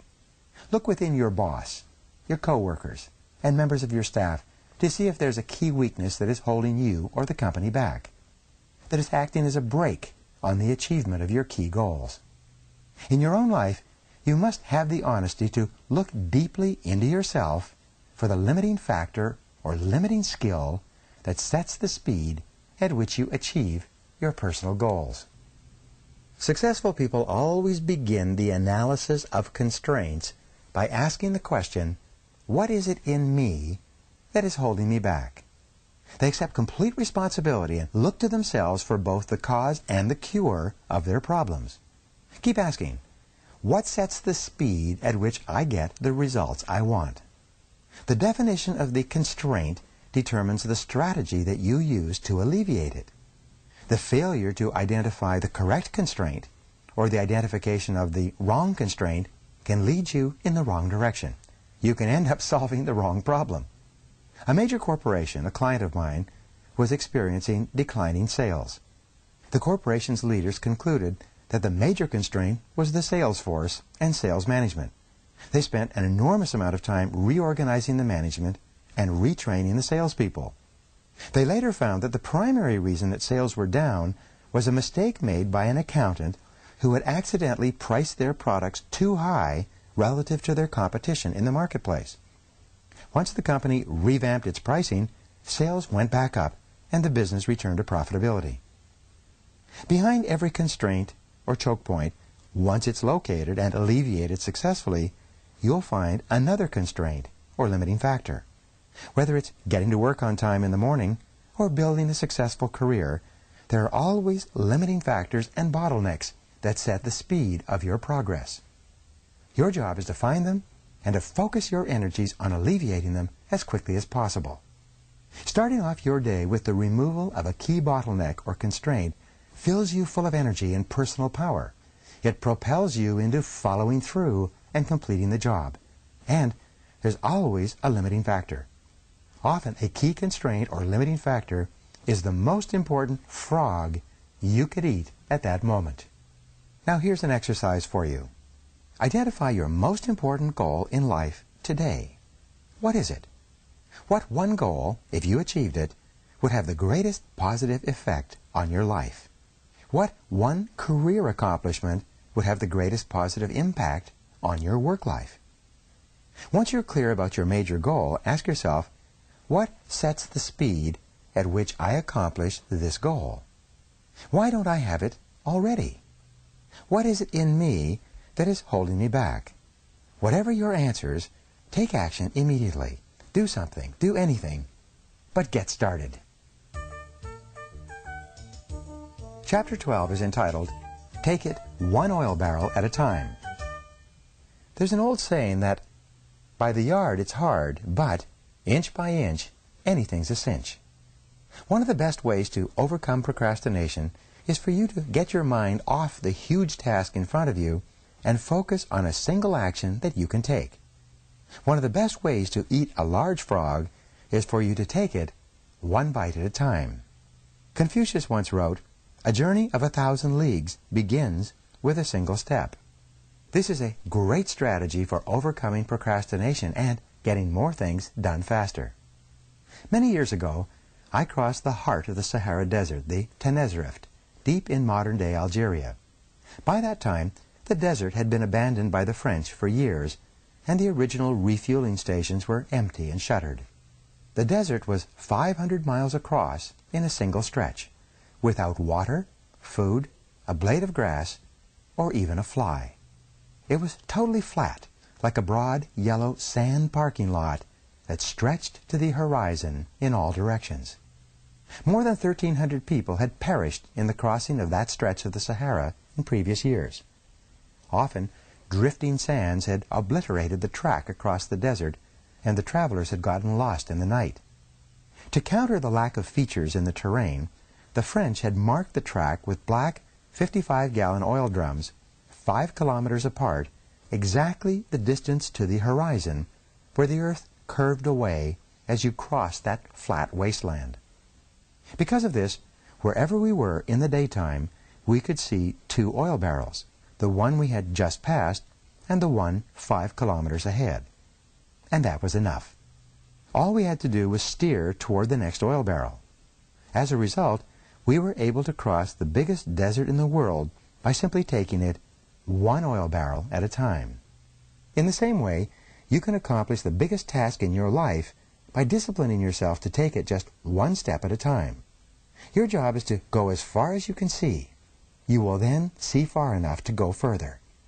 To accomplish a great task, you must step out in faith and have complete confidence that your next step will soon become clear to you. Remember the wonderful advice, leap and the net will appear. A great life or a great career is built by performing one task at a time, quickly and well, and then going on to the next task. Financial independence is achieved by saving a little money every single month, year after year. Health and fitness are accomplished by just eating a little less and exercising a little more day after day and month after month. You can overcome procrastination and accomplish extraordinary things by just taking the first step, by getting started towards your goal, and then by taking it one step, one oil barrel at a time. Now here's how you can put this idea into action. Select any goal, task, or project in your life where you have been procrastinating and just take one step toward accomplishing it immediately. Sometimes all you need to do to get started is to sit down and make a list of all the steps you will need to take to eventually complete the task. Then, just start and complete one item on the list, and then one more, and so on. You will be amazed at what you eventually accomplish. Chapter number 13, Put the Pressure on Yourself. Thomas Edison once wrote, "The first requisite for success is to apply your physical and mental energies to one problem incessantly without growing weary." The world is full of people who are waiting for someone to come along and motivate them to be the kind of people they wish they could be. The problem is that no one is coming to the rescue. These people are waiting for a bus on a street where no buses pass. As a result, if they don't take charge of their lives and put the pressure on themselves, they can end up waiting forever. And that is what most people do. Only about 2% of people can work entirely without supervision. We call these people leaders. This is the kind of person you are meant to be. Your job is to form the habit of putting the pressure on yourself and not waiting for someone else to come along and do it for you. You must choose your own frogs and then make yourself eat them in their order of importance. The standards you set for your own work and behavior should be higher than anyone else could set for you. Make it a game with yourself to start a little earlier, work a little harder and stay a little later. Always look for ways to go the extra mile, to do more than you're paid for. Your self-esteem, the core of your personality, has been defined by psychologist Nathaniel Branden as your reputation with yourself. You build up or pull down your reputation with yourself with everything you do or fail to do. The good news is that you feel terrific about yourself whenever you push yourself to do your best, whenever you go beyond where the average person would normally quit. Imagine each day that you have just received an emergency message and that you will have to leave town tomorrow for a month. If you had to leave town for a month, what would you absolutely make sure that you got done before you left? Whatever it is, go to work on that task right now.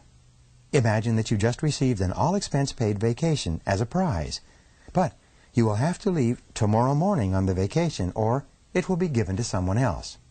What would you be determined to get finished before you left so that you could take that vacation? Whatever it is, start on that one job immediately. Successful people continually put the pressure on themselves to perform at high levels. Unsuccessful people have to be instructed and supervised and pressured by others. One of the great ways for you to overcome procrastination is by working as though you only had one day to get all your most important jobs done before you left for a month or went on a vacation. By putting the pressure on yourself, you accomplish more and better tasks faster than ever before. You become a high-performance, high-achieving personality. You feel terrific about yourself, and bit by bit, you build up the habit of rapid task completion that then goes on to serve you all the days of your life. Now here's how you can put these ideas into action. Set deadlines and sub-deadlines on every task and activity. Create your own forcing system. Raise the bar on yourself and don't let yourself off the hook. Once you've set yourself a deadline, stick to it and even try to beat it. Write out every step of a major job or project before you begin. Then, determine how many minutes and hours you will require to complete each phase. Organize your daily and weekly calendars to create time segments where you work exclusively on these tasks. Chapter 14 is entitled, Maximize Your Personal Powers. John Haggai once wrote, "Gather in your resources, rally all your faculties, marshal all your energies, focus all your capabilities upon mastery of at least one field of endeavor." The raw material of personal performance and productivity is contained in your physical, mental, and emotional energies. One of the most important requirements for being happy and productive is for you to guard and nurture your energy levels at all times. Your body is like a machine that uses food, water, and rest to generate energy that you then use to accomplish important tasks in your life and work. When you are fully rested, you can get 2 times, 3 times, and even 5 times as much done as when you're tired. The rule is that your productivity begins to decline after 8 or 9 hours of work. For this reason, working long hours into the night, although it is sometimes necessary, means that you are usually producing less and less in more and more time. The more tired you get, the worse is your work and the more mistakes you make. At a certain point, like a battery that is run down, you can reach the wall and simply be unable to continue. The fact is that you have specific times during the day when you are at your best. You need to identify these times and discipline yourself to use them on your most important and challenging tasks. Most people are at their best in the mornings after a good night's sleep. Some people are better in the afternoons. A few people are most creative and productive in the evenings or late at night. A major reason for procrastination is fatigue, or attempting to start on a task when you're tired. You have no energy or enthusiasm. Like a coal engine in the morning, you can't seem to get yourself started. Whenever you feel overtired and overwhelmed with too much to do and too little time, stop yourself and just say, "All I can do is all I can do." Sometimes the very best use of your time is to go home early and go to bed and sleep for 10 hours straight. This can completely recharge you and enable you to get 2 or 3 times as much work done the following day and of a far higher quality than if you had continued working long into the night. According to many researchers, the average American is not getting enough sleep relative to the amount of work he or she is doing. Millions of Americans are working in a mental fog as a result of working too much and sleeping too little. One of the smartest things you can do is to turn off the television and get to bed by 10 o'clock each night during the week. Sometimes 1 extra hour of sleep per night can change your entire life. Here's a rule for you. Take 1 full day off every week. During this day, either Saturday or Sunday, absolutely refuse to read, clear your correspondence, catch up on things from the office, or do anything that taxes your brain. Instead, go to a movie, exercise, spend time with your family, go for a walk, or participate in any activity that allows your brain to completely recharge itself. It is true that a change is as good as a rest. Take regular vacations each year, both long weekends and 1- and 2-week breaks to rest and rejuvenate. You are always the most productive after a weekend off or a vacation. Going to bed early 5 nights a week, sleeping in on the weekends, and taking 1 full day off each week will assure that you have far more energy. This added energy will enable you to overcome procrastination and get started on your major task faster and with greater resolve than you ever could if you were tired. In addition, to keep your energy levels at their highest, be careful about what you eat. Start the day with a high-protein, low-fat, and low-carbohydrate breakfast. Eat salads with fish or chicken at lunch. Avoid sugar, salt, white flour products, and desserts. Avoid soft drinks and candy bars or pastries. Feed yourself as you would feed a world-class athlete before a competition because, in many respects, that's what you are before starting work each day. By eating lean and healthy, exercising regularly, and getting lots of rest, you'll get more and better work done easier and with greater satisfaction than ever before. The better you feel when you start work, the less you procrastinate and the more eager you are to get the job done and get on with other tasks. High energy levels are indispensable to higher levels of productivity, more happiness, and greater success in everything you do. Now here's some ideas to put these recommendations into action. Make an analysis of your current energy levels and your daily health habits.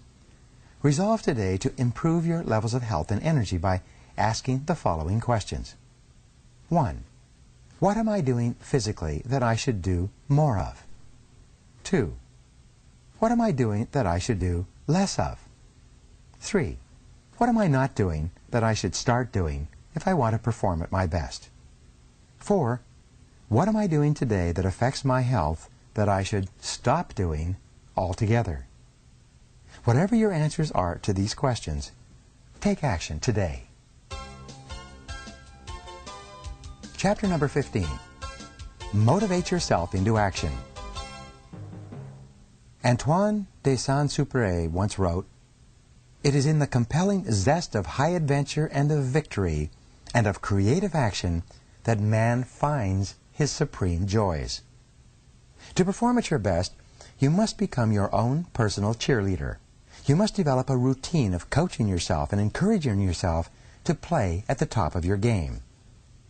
Fully 95% of your emotions, positive or negative, are determined by how you talk to yourself on a minute-to-minute basis. It's not what happens to you, but the way that you interpret the things that are happening to you that determines how you feel. It is your version of events that largely determines whether they motivate or demotivate you, whether they energize or de-energize you. To keep yourself motivated, you must resolve to become a complete optimist. You must determine to respond positively to the words, actions, and reactions of the people and situations around you whenever possible. You must refuse to let the unavoidable difficulties and setbacks of daily life affect your mood or emotions. Your level of self-esteem, how much you like and respect yourself, is central to your levels of motivation and persistence. You should talk to yourself positively all the time to boost your self-esteem. Say things to yourself like, "I like myself. I like myself. over and over until you begin to believe what you say and behave like a person with a high-performance personality. To keep yourself motivated and to overcome feelings of doubt or fear, continually tell yourself, I can do it. I can do it. When people ask you how you are, always tell them, I feel terrific. No matter how you really feel at the moment or what is happening in your life, resolve to remain cheerful and upbeat. It's been said that you should never share your problems with others because 80% of people don't care about your problems anyway, and the other 20% are kind of glad that you've got them in the first place. In study after study, psychologists have determined that optimism is the most important quality you can develop for personal and professional success and happiness. It seems that optimists have 3 special behaviors, all learned through practice and repetition. Here they are. First, optimists look for the good in every situation. No matter what goes wrong, they always look for something good or beneficial. And, not surprisingly, they always seem to find it. Second, optimists always seek the valuable lesson in every setback or difficulty. They believe that difficulties come not to obstruct, but to instruct. They believe that each setback or obstacle contains a valuable lesson they can learn and grow from, and they are determined to find it. Third, optimists always look for the solution to every problem. Instead of blaming or complaining when things go wrong, they become action-oriented. They ask questions like, what's the solution? What can we do now? What's the next step? In addition, people who are habitually optimistic, positive, and upbeat think and talk continually about their goals. They think and talk about the future and where they're going, rather than the past and where they came from. They're always looking forward rather than backward. When you continually visualize your goals and ideals and talk to yourself in a positive way, you feel more focused and energized. You feel more confident and creative. You experience a greater level of control and personal power. And the more positive and motivated you feel, the more eager you are to get started, and the more determined you are to keep going. Here's a way to put this idea into action. Control your thoughts. Remember, you become what you think about most of the time. Be sure that you are thinking and talking about the things you want rather than the things you don't want. Keep your mind positive by accepting complete responsibility for yourself and for everything that happens to you. Refuse to criticize or blame others for anything. Resolve to make progress rather than excuses. Keep your thoughts and your energy focused forward on the things you can do to improve your life, and let the rest go. Chapter number 16. Practice creative procrastination. Boardroom Reports wrote recently, make time for getting big tasks done every day. Plan your daily workload in advance. Single out the relatively few small jobs that absolutely must be done immediately in the morning. Then go directly to the big tasks and pursue them to completion. Creative procrastination is one of the most effective of all personal performance techniques. It can change your life. The fact is that you can't do everything that you have to do. You have to procrastinate on something.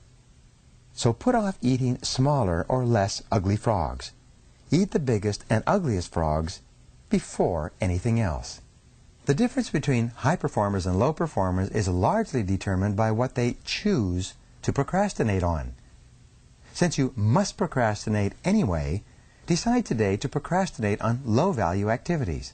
Decide to procrastinate, outsource, delegate, and eliminate those activities that don't make much of a contribution to your life in any case. Get rid of the tadpoles and focus on the frogs. Here's a key point. To set proper priorities, you must set posteriorities as well. A priority is something that you do more of and sooner, while a posteriority is something that you do less of and later, if at all. Here's a rule. You can get your time and your life under control only to the degree to which you discontinue lower value activities. One of the most powerful of all words in time management is the word no. Say no to anything that is not a high-value use of your time and your life. Say it early and say it often. The fact is that you have no spare time. As we say, your dance card is full. For you to do something new, you must complete or stop doing something old. Getting in requires getting out. Picking up means putting down. Creative procrastination is the act of thoughtfully and deliberately deciding upon the exact things you are not going to do right now, if ever. Most people engage in unconscious procrastination. This means that they procrastinate without thinking about it. As a result, they procrastinate on the big, hard, valuable, important tasks that can have significant long-term consequences in their lives and careers. You must avoid this common tendency at all costs. Your job is to deliberately procrastinate on tasks that are of low value so that you have more time for tasks that can really make a difference in your life and work. Continually review your duties and responsibilities to identify time-consuming tasks and activities that you can abandon with no real loss. This is an ongoing responsibility for you that never ends. For example, a friend of mine when he was single was an avid golfer. He liked to golf 3 or 4 times a week, 3 to 4 hours each time. Over a period of years, however, he started a business, got married, had 2 children. But he still played golf 3 or 4 times a week until he finally realized that his time on the golf course was causing him enormous stress at home and at the office. It was only by abandoning most of his golf games that he could get his life back under control. Review your activities outside the office to decide which ones are not important. Cut down on television watching and spend the time saved with your family, reading, exercising, or doing something that enhances your life. Look at your work activities and identify the tasks that you could delegate or eliminate to free up more time for the work that really counts. Begin today to practice creative procrastination, to set posteriorities wherever and whenever you can. This decision alone could change your life. Here's an exercise for you. Practice zero-based thinking in every part of your life. Ask yourself continually, if I was not doing this already, knowing what I now know, would I get into it again today? Examine each of your personal and work activities and evaluate it based on your situation today. If it is something that you would not start up again today, knowing what you now know, it is a prime candidate for abandonment or creative procrastination.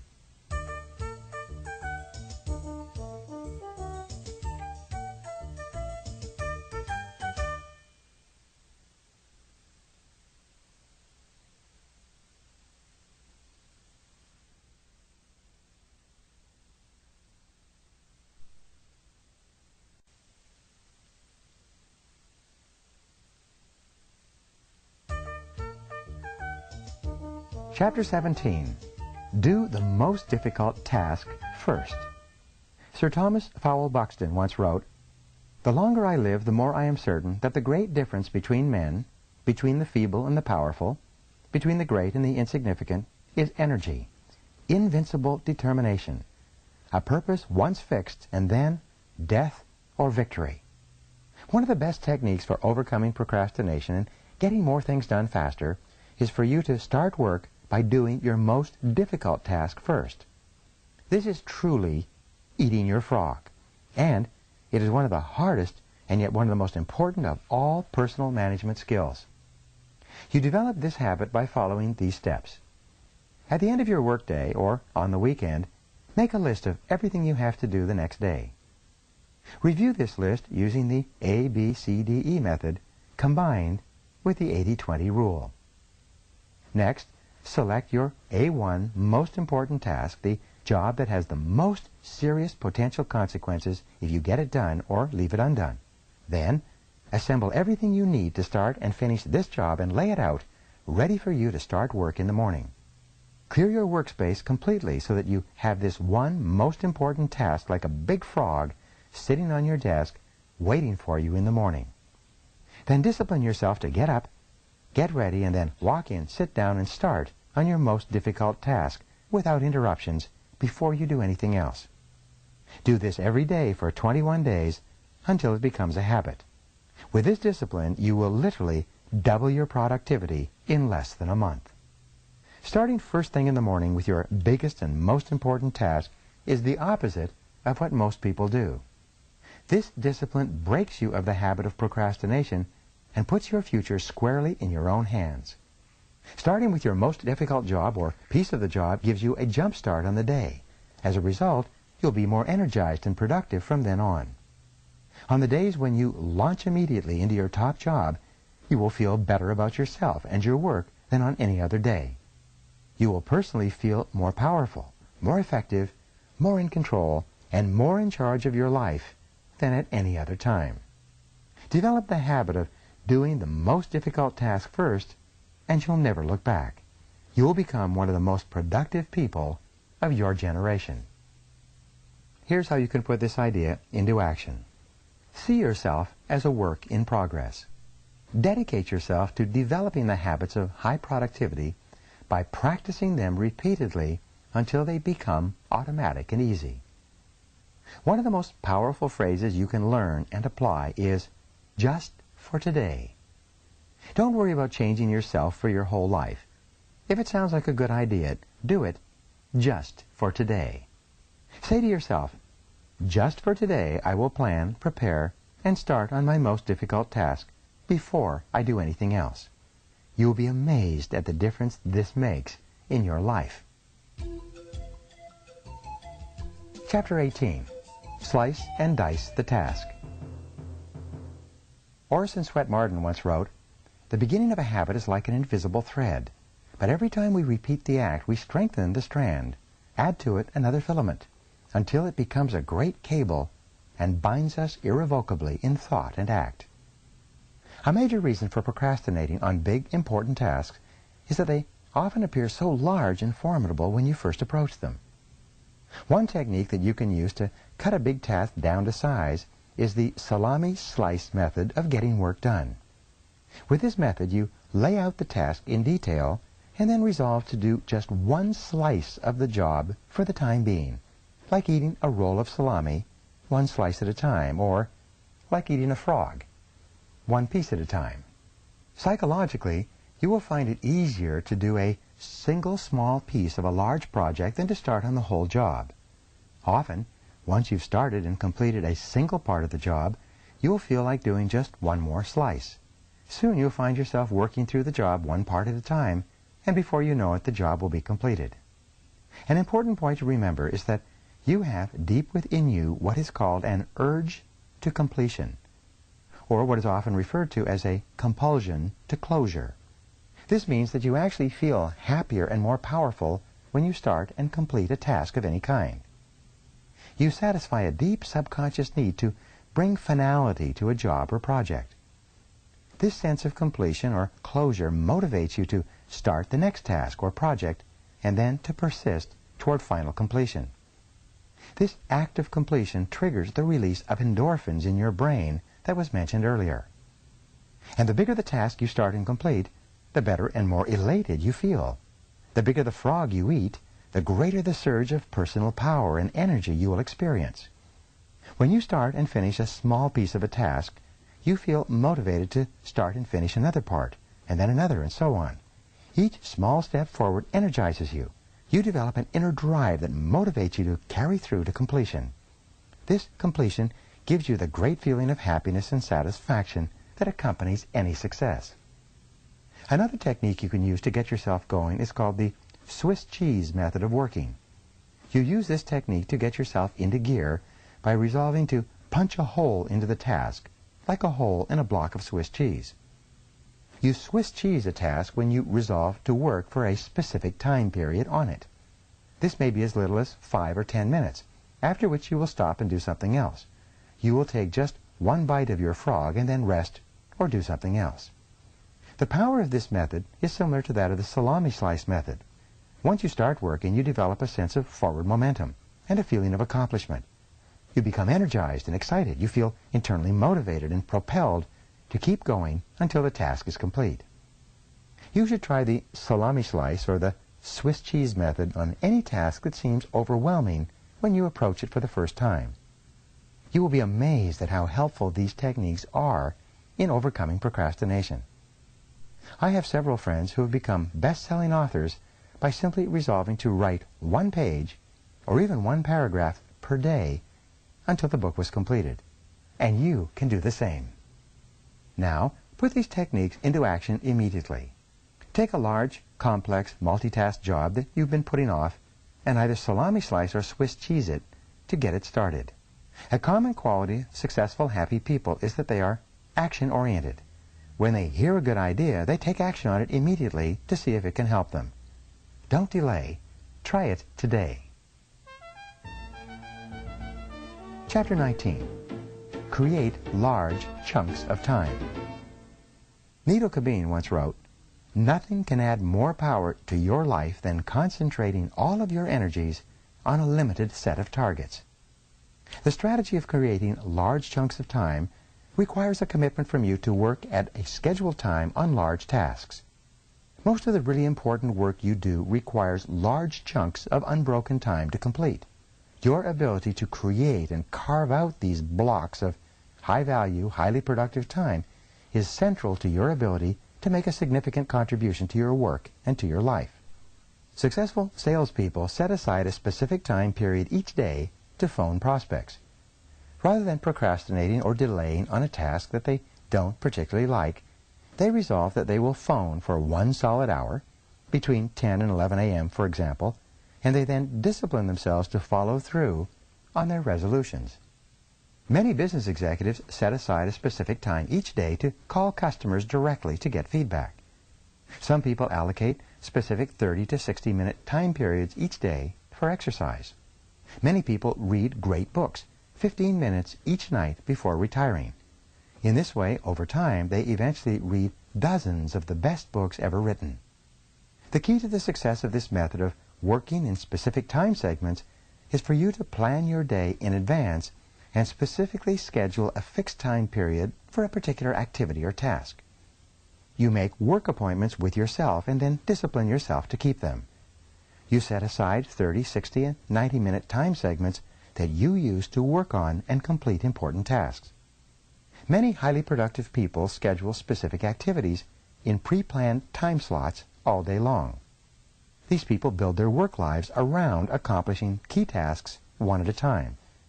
As a result, they become more and more productive and eventually produce 2 times, 3 times, and 5 times as much as the average person. A time planner, broken down by day, hour, and minute, organized in advance, can be one of the most powerful personal productivity tools of all. It enables you to see where you can consolidate and create blocks of time for concentrated work. During this working time, you turn off the telephone, eliminate all distractions, and work non-stop. One of the best work habits of all is for you to get up early and work at home in the morning for several hours. You can get 3 times as much work done at home without interruptions as you ever could in a busy office where you are surrounded by people and bombarded by phone calls.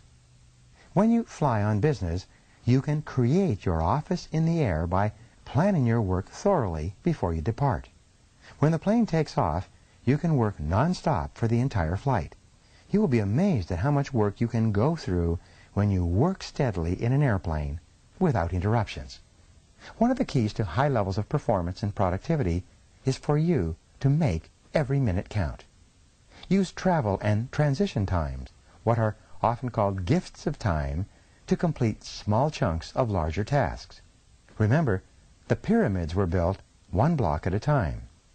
A great life and a great career is built 1 task, and often 1 part of a task, at a time.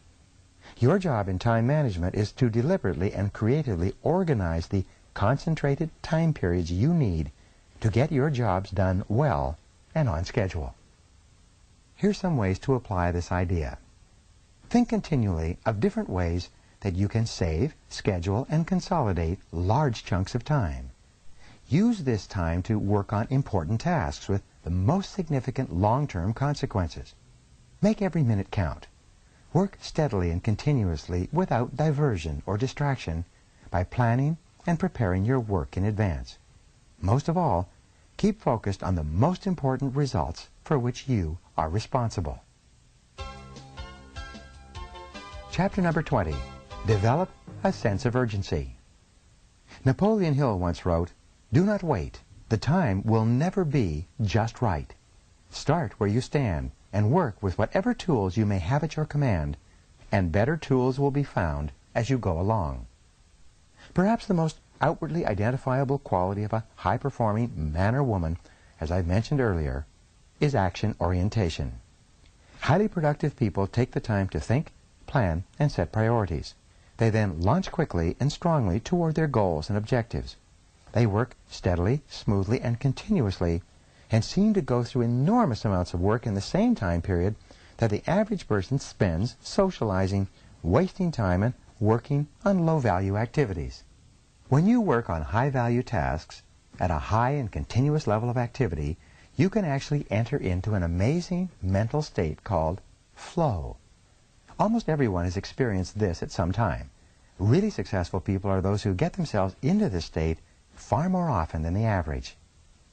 In the state of flow, which is the highest human state of performance and productivity, something almost miraculous happens to your mind and emotions. You feel elated and clear. Everything you do seems effortless and accurate. You feel happy and energized. You experience a tremendous sense of calm and personal effectiveness.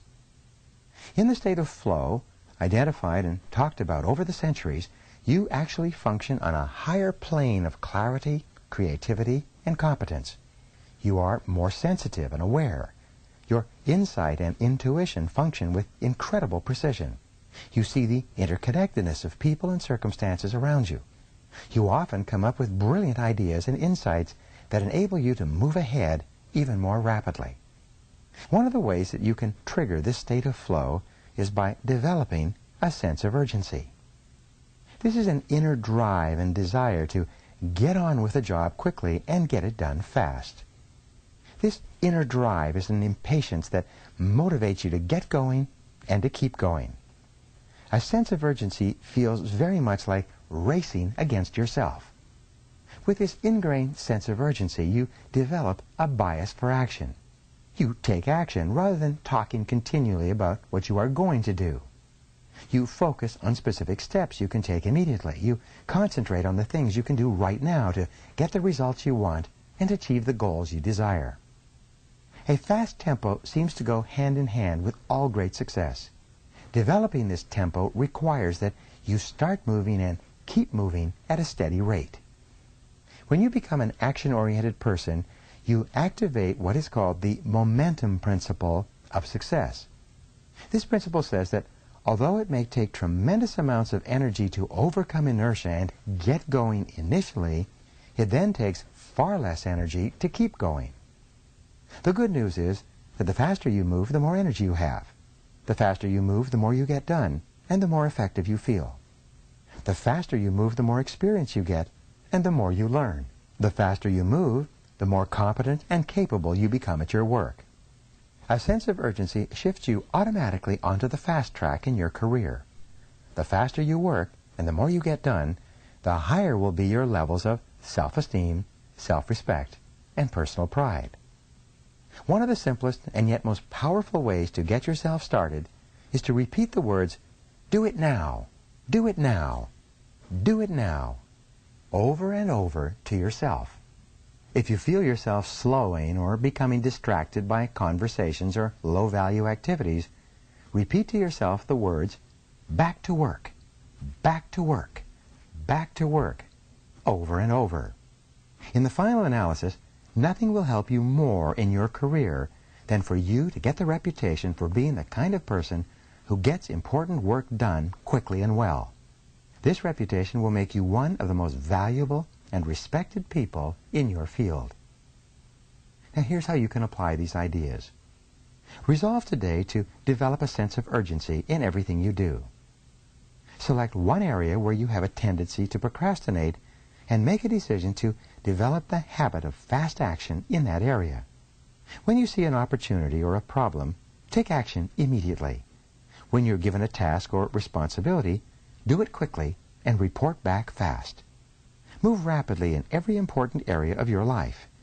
You will be amazed at how much better you feel and how much more you get done.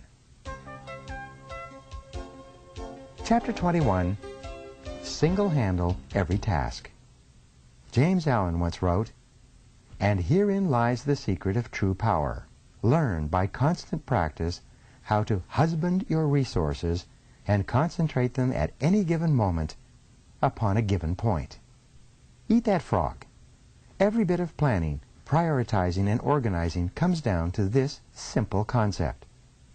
Your ability to select your most important task, to begin it, and then to concentrate on it single-mindedly until it is complete is the key to high levels of performance and personal productivity. Every great achievement of humankind has been preceded by a long period of hard, concentrated work until the job was done. Single-handling requires that once you begin a task, you keep working at it without diversion or distraction until the job is 100% complete. You keep urging yourself onward by repeating the words, "back to work," over and over whenever you're tempted to stop or do something else. By concentrating single-mindedly on your most important task, you can reduce the time required to complete it by 50% or more.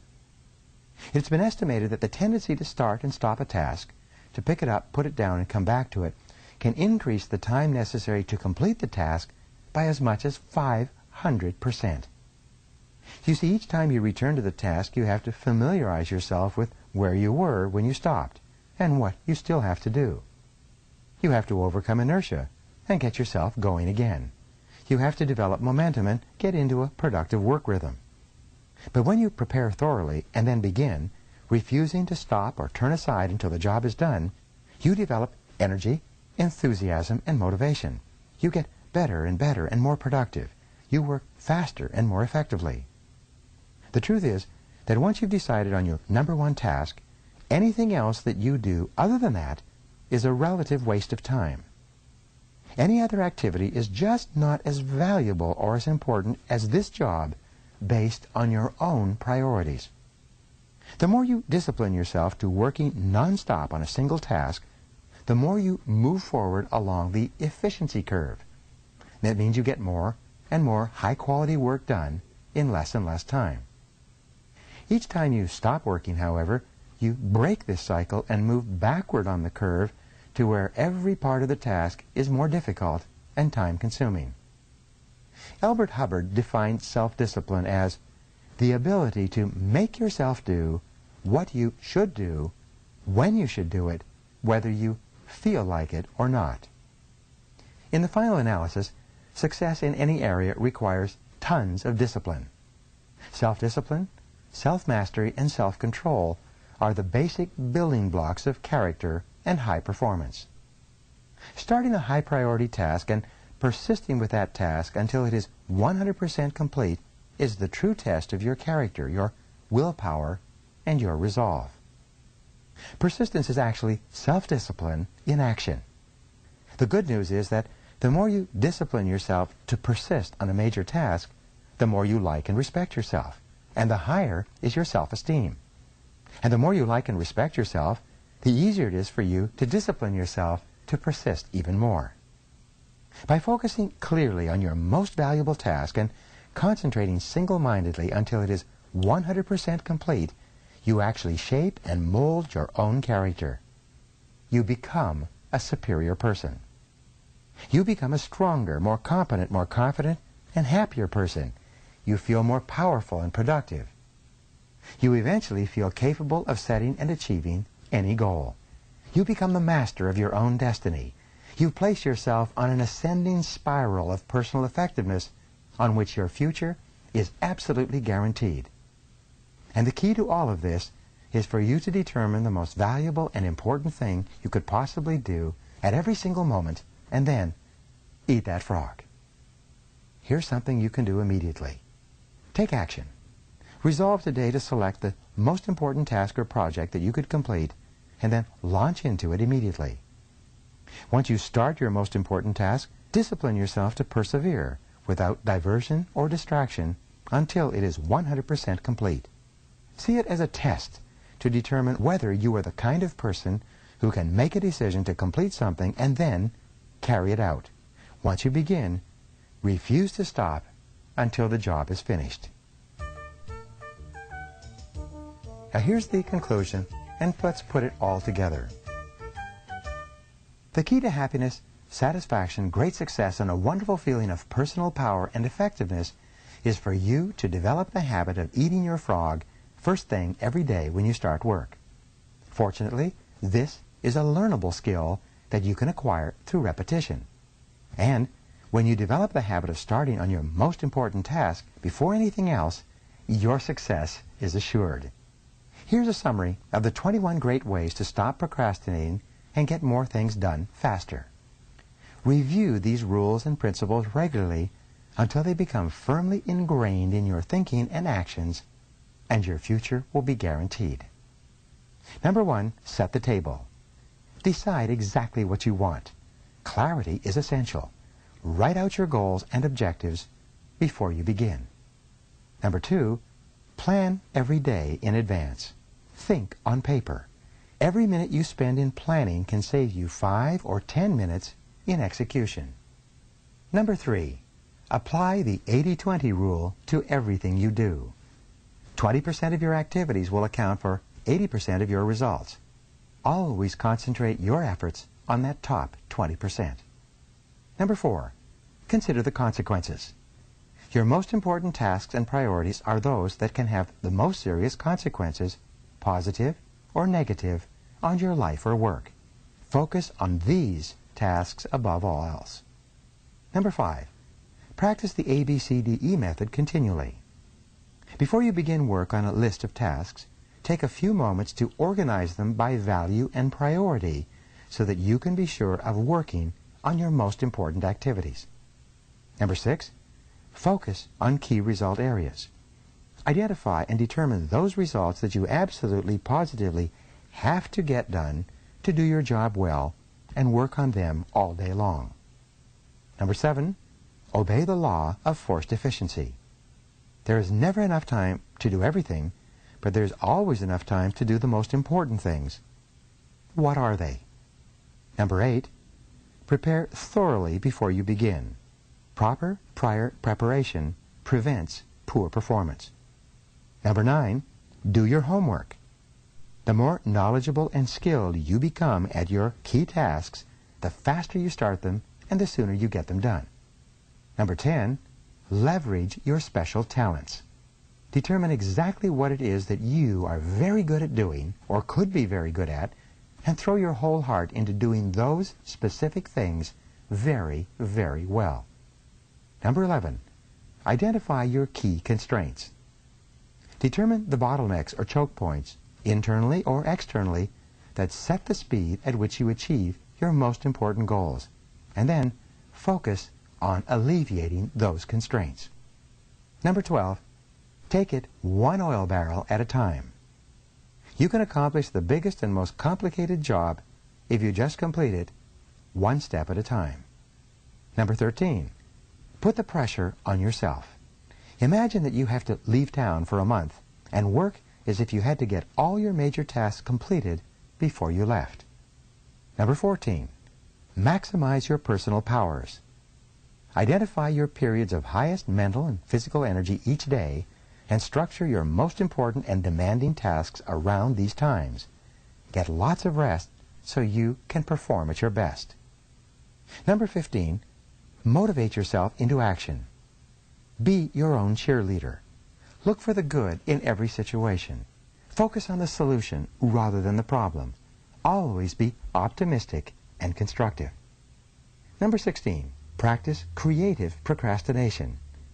Since you can't do everything, you must learn to deliberately put off those tasks that are of low value so that you have enough time to do the few things that really count. Number 17, do the most difficult task first.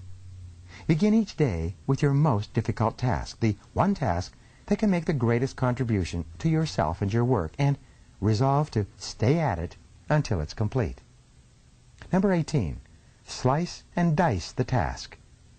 Break large, complex tasks down into bite-sized pieces and then just do one small part of the task to get started. Number 19, create large chunks of time.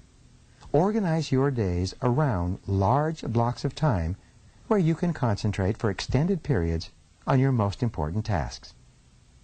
Number 20, develop a sense of urgency. Make a habit of moving fast on your key tasks. Become known as a person who does things quickly and well. And number 21, single-handle every task. Set clear priorities, start immediately on your most important task, and then work without stopping until the job is 100% complete. This is the real key to high performance and maximum personal productivity. Make a decision to practice these principles every day until they become second nature to you. With these habits of personal management as a permanent part of your personality, your future will be unlimited. Just do it. Eat that frog. This is Brian Tracy, and thank you for listening. For more information on how we can help you, contact Barrett Kohler or come and visit me at my website at BrianTracy.com. Good luck in eating your frog.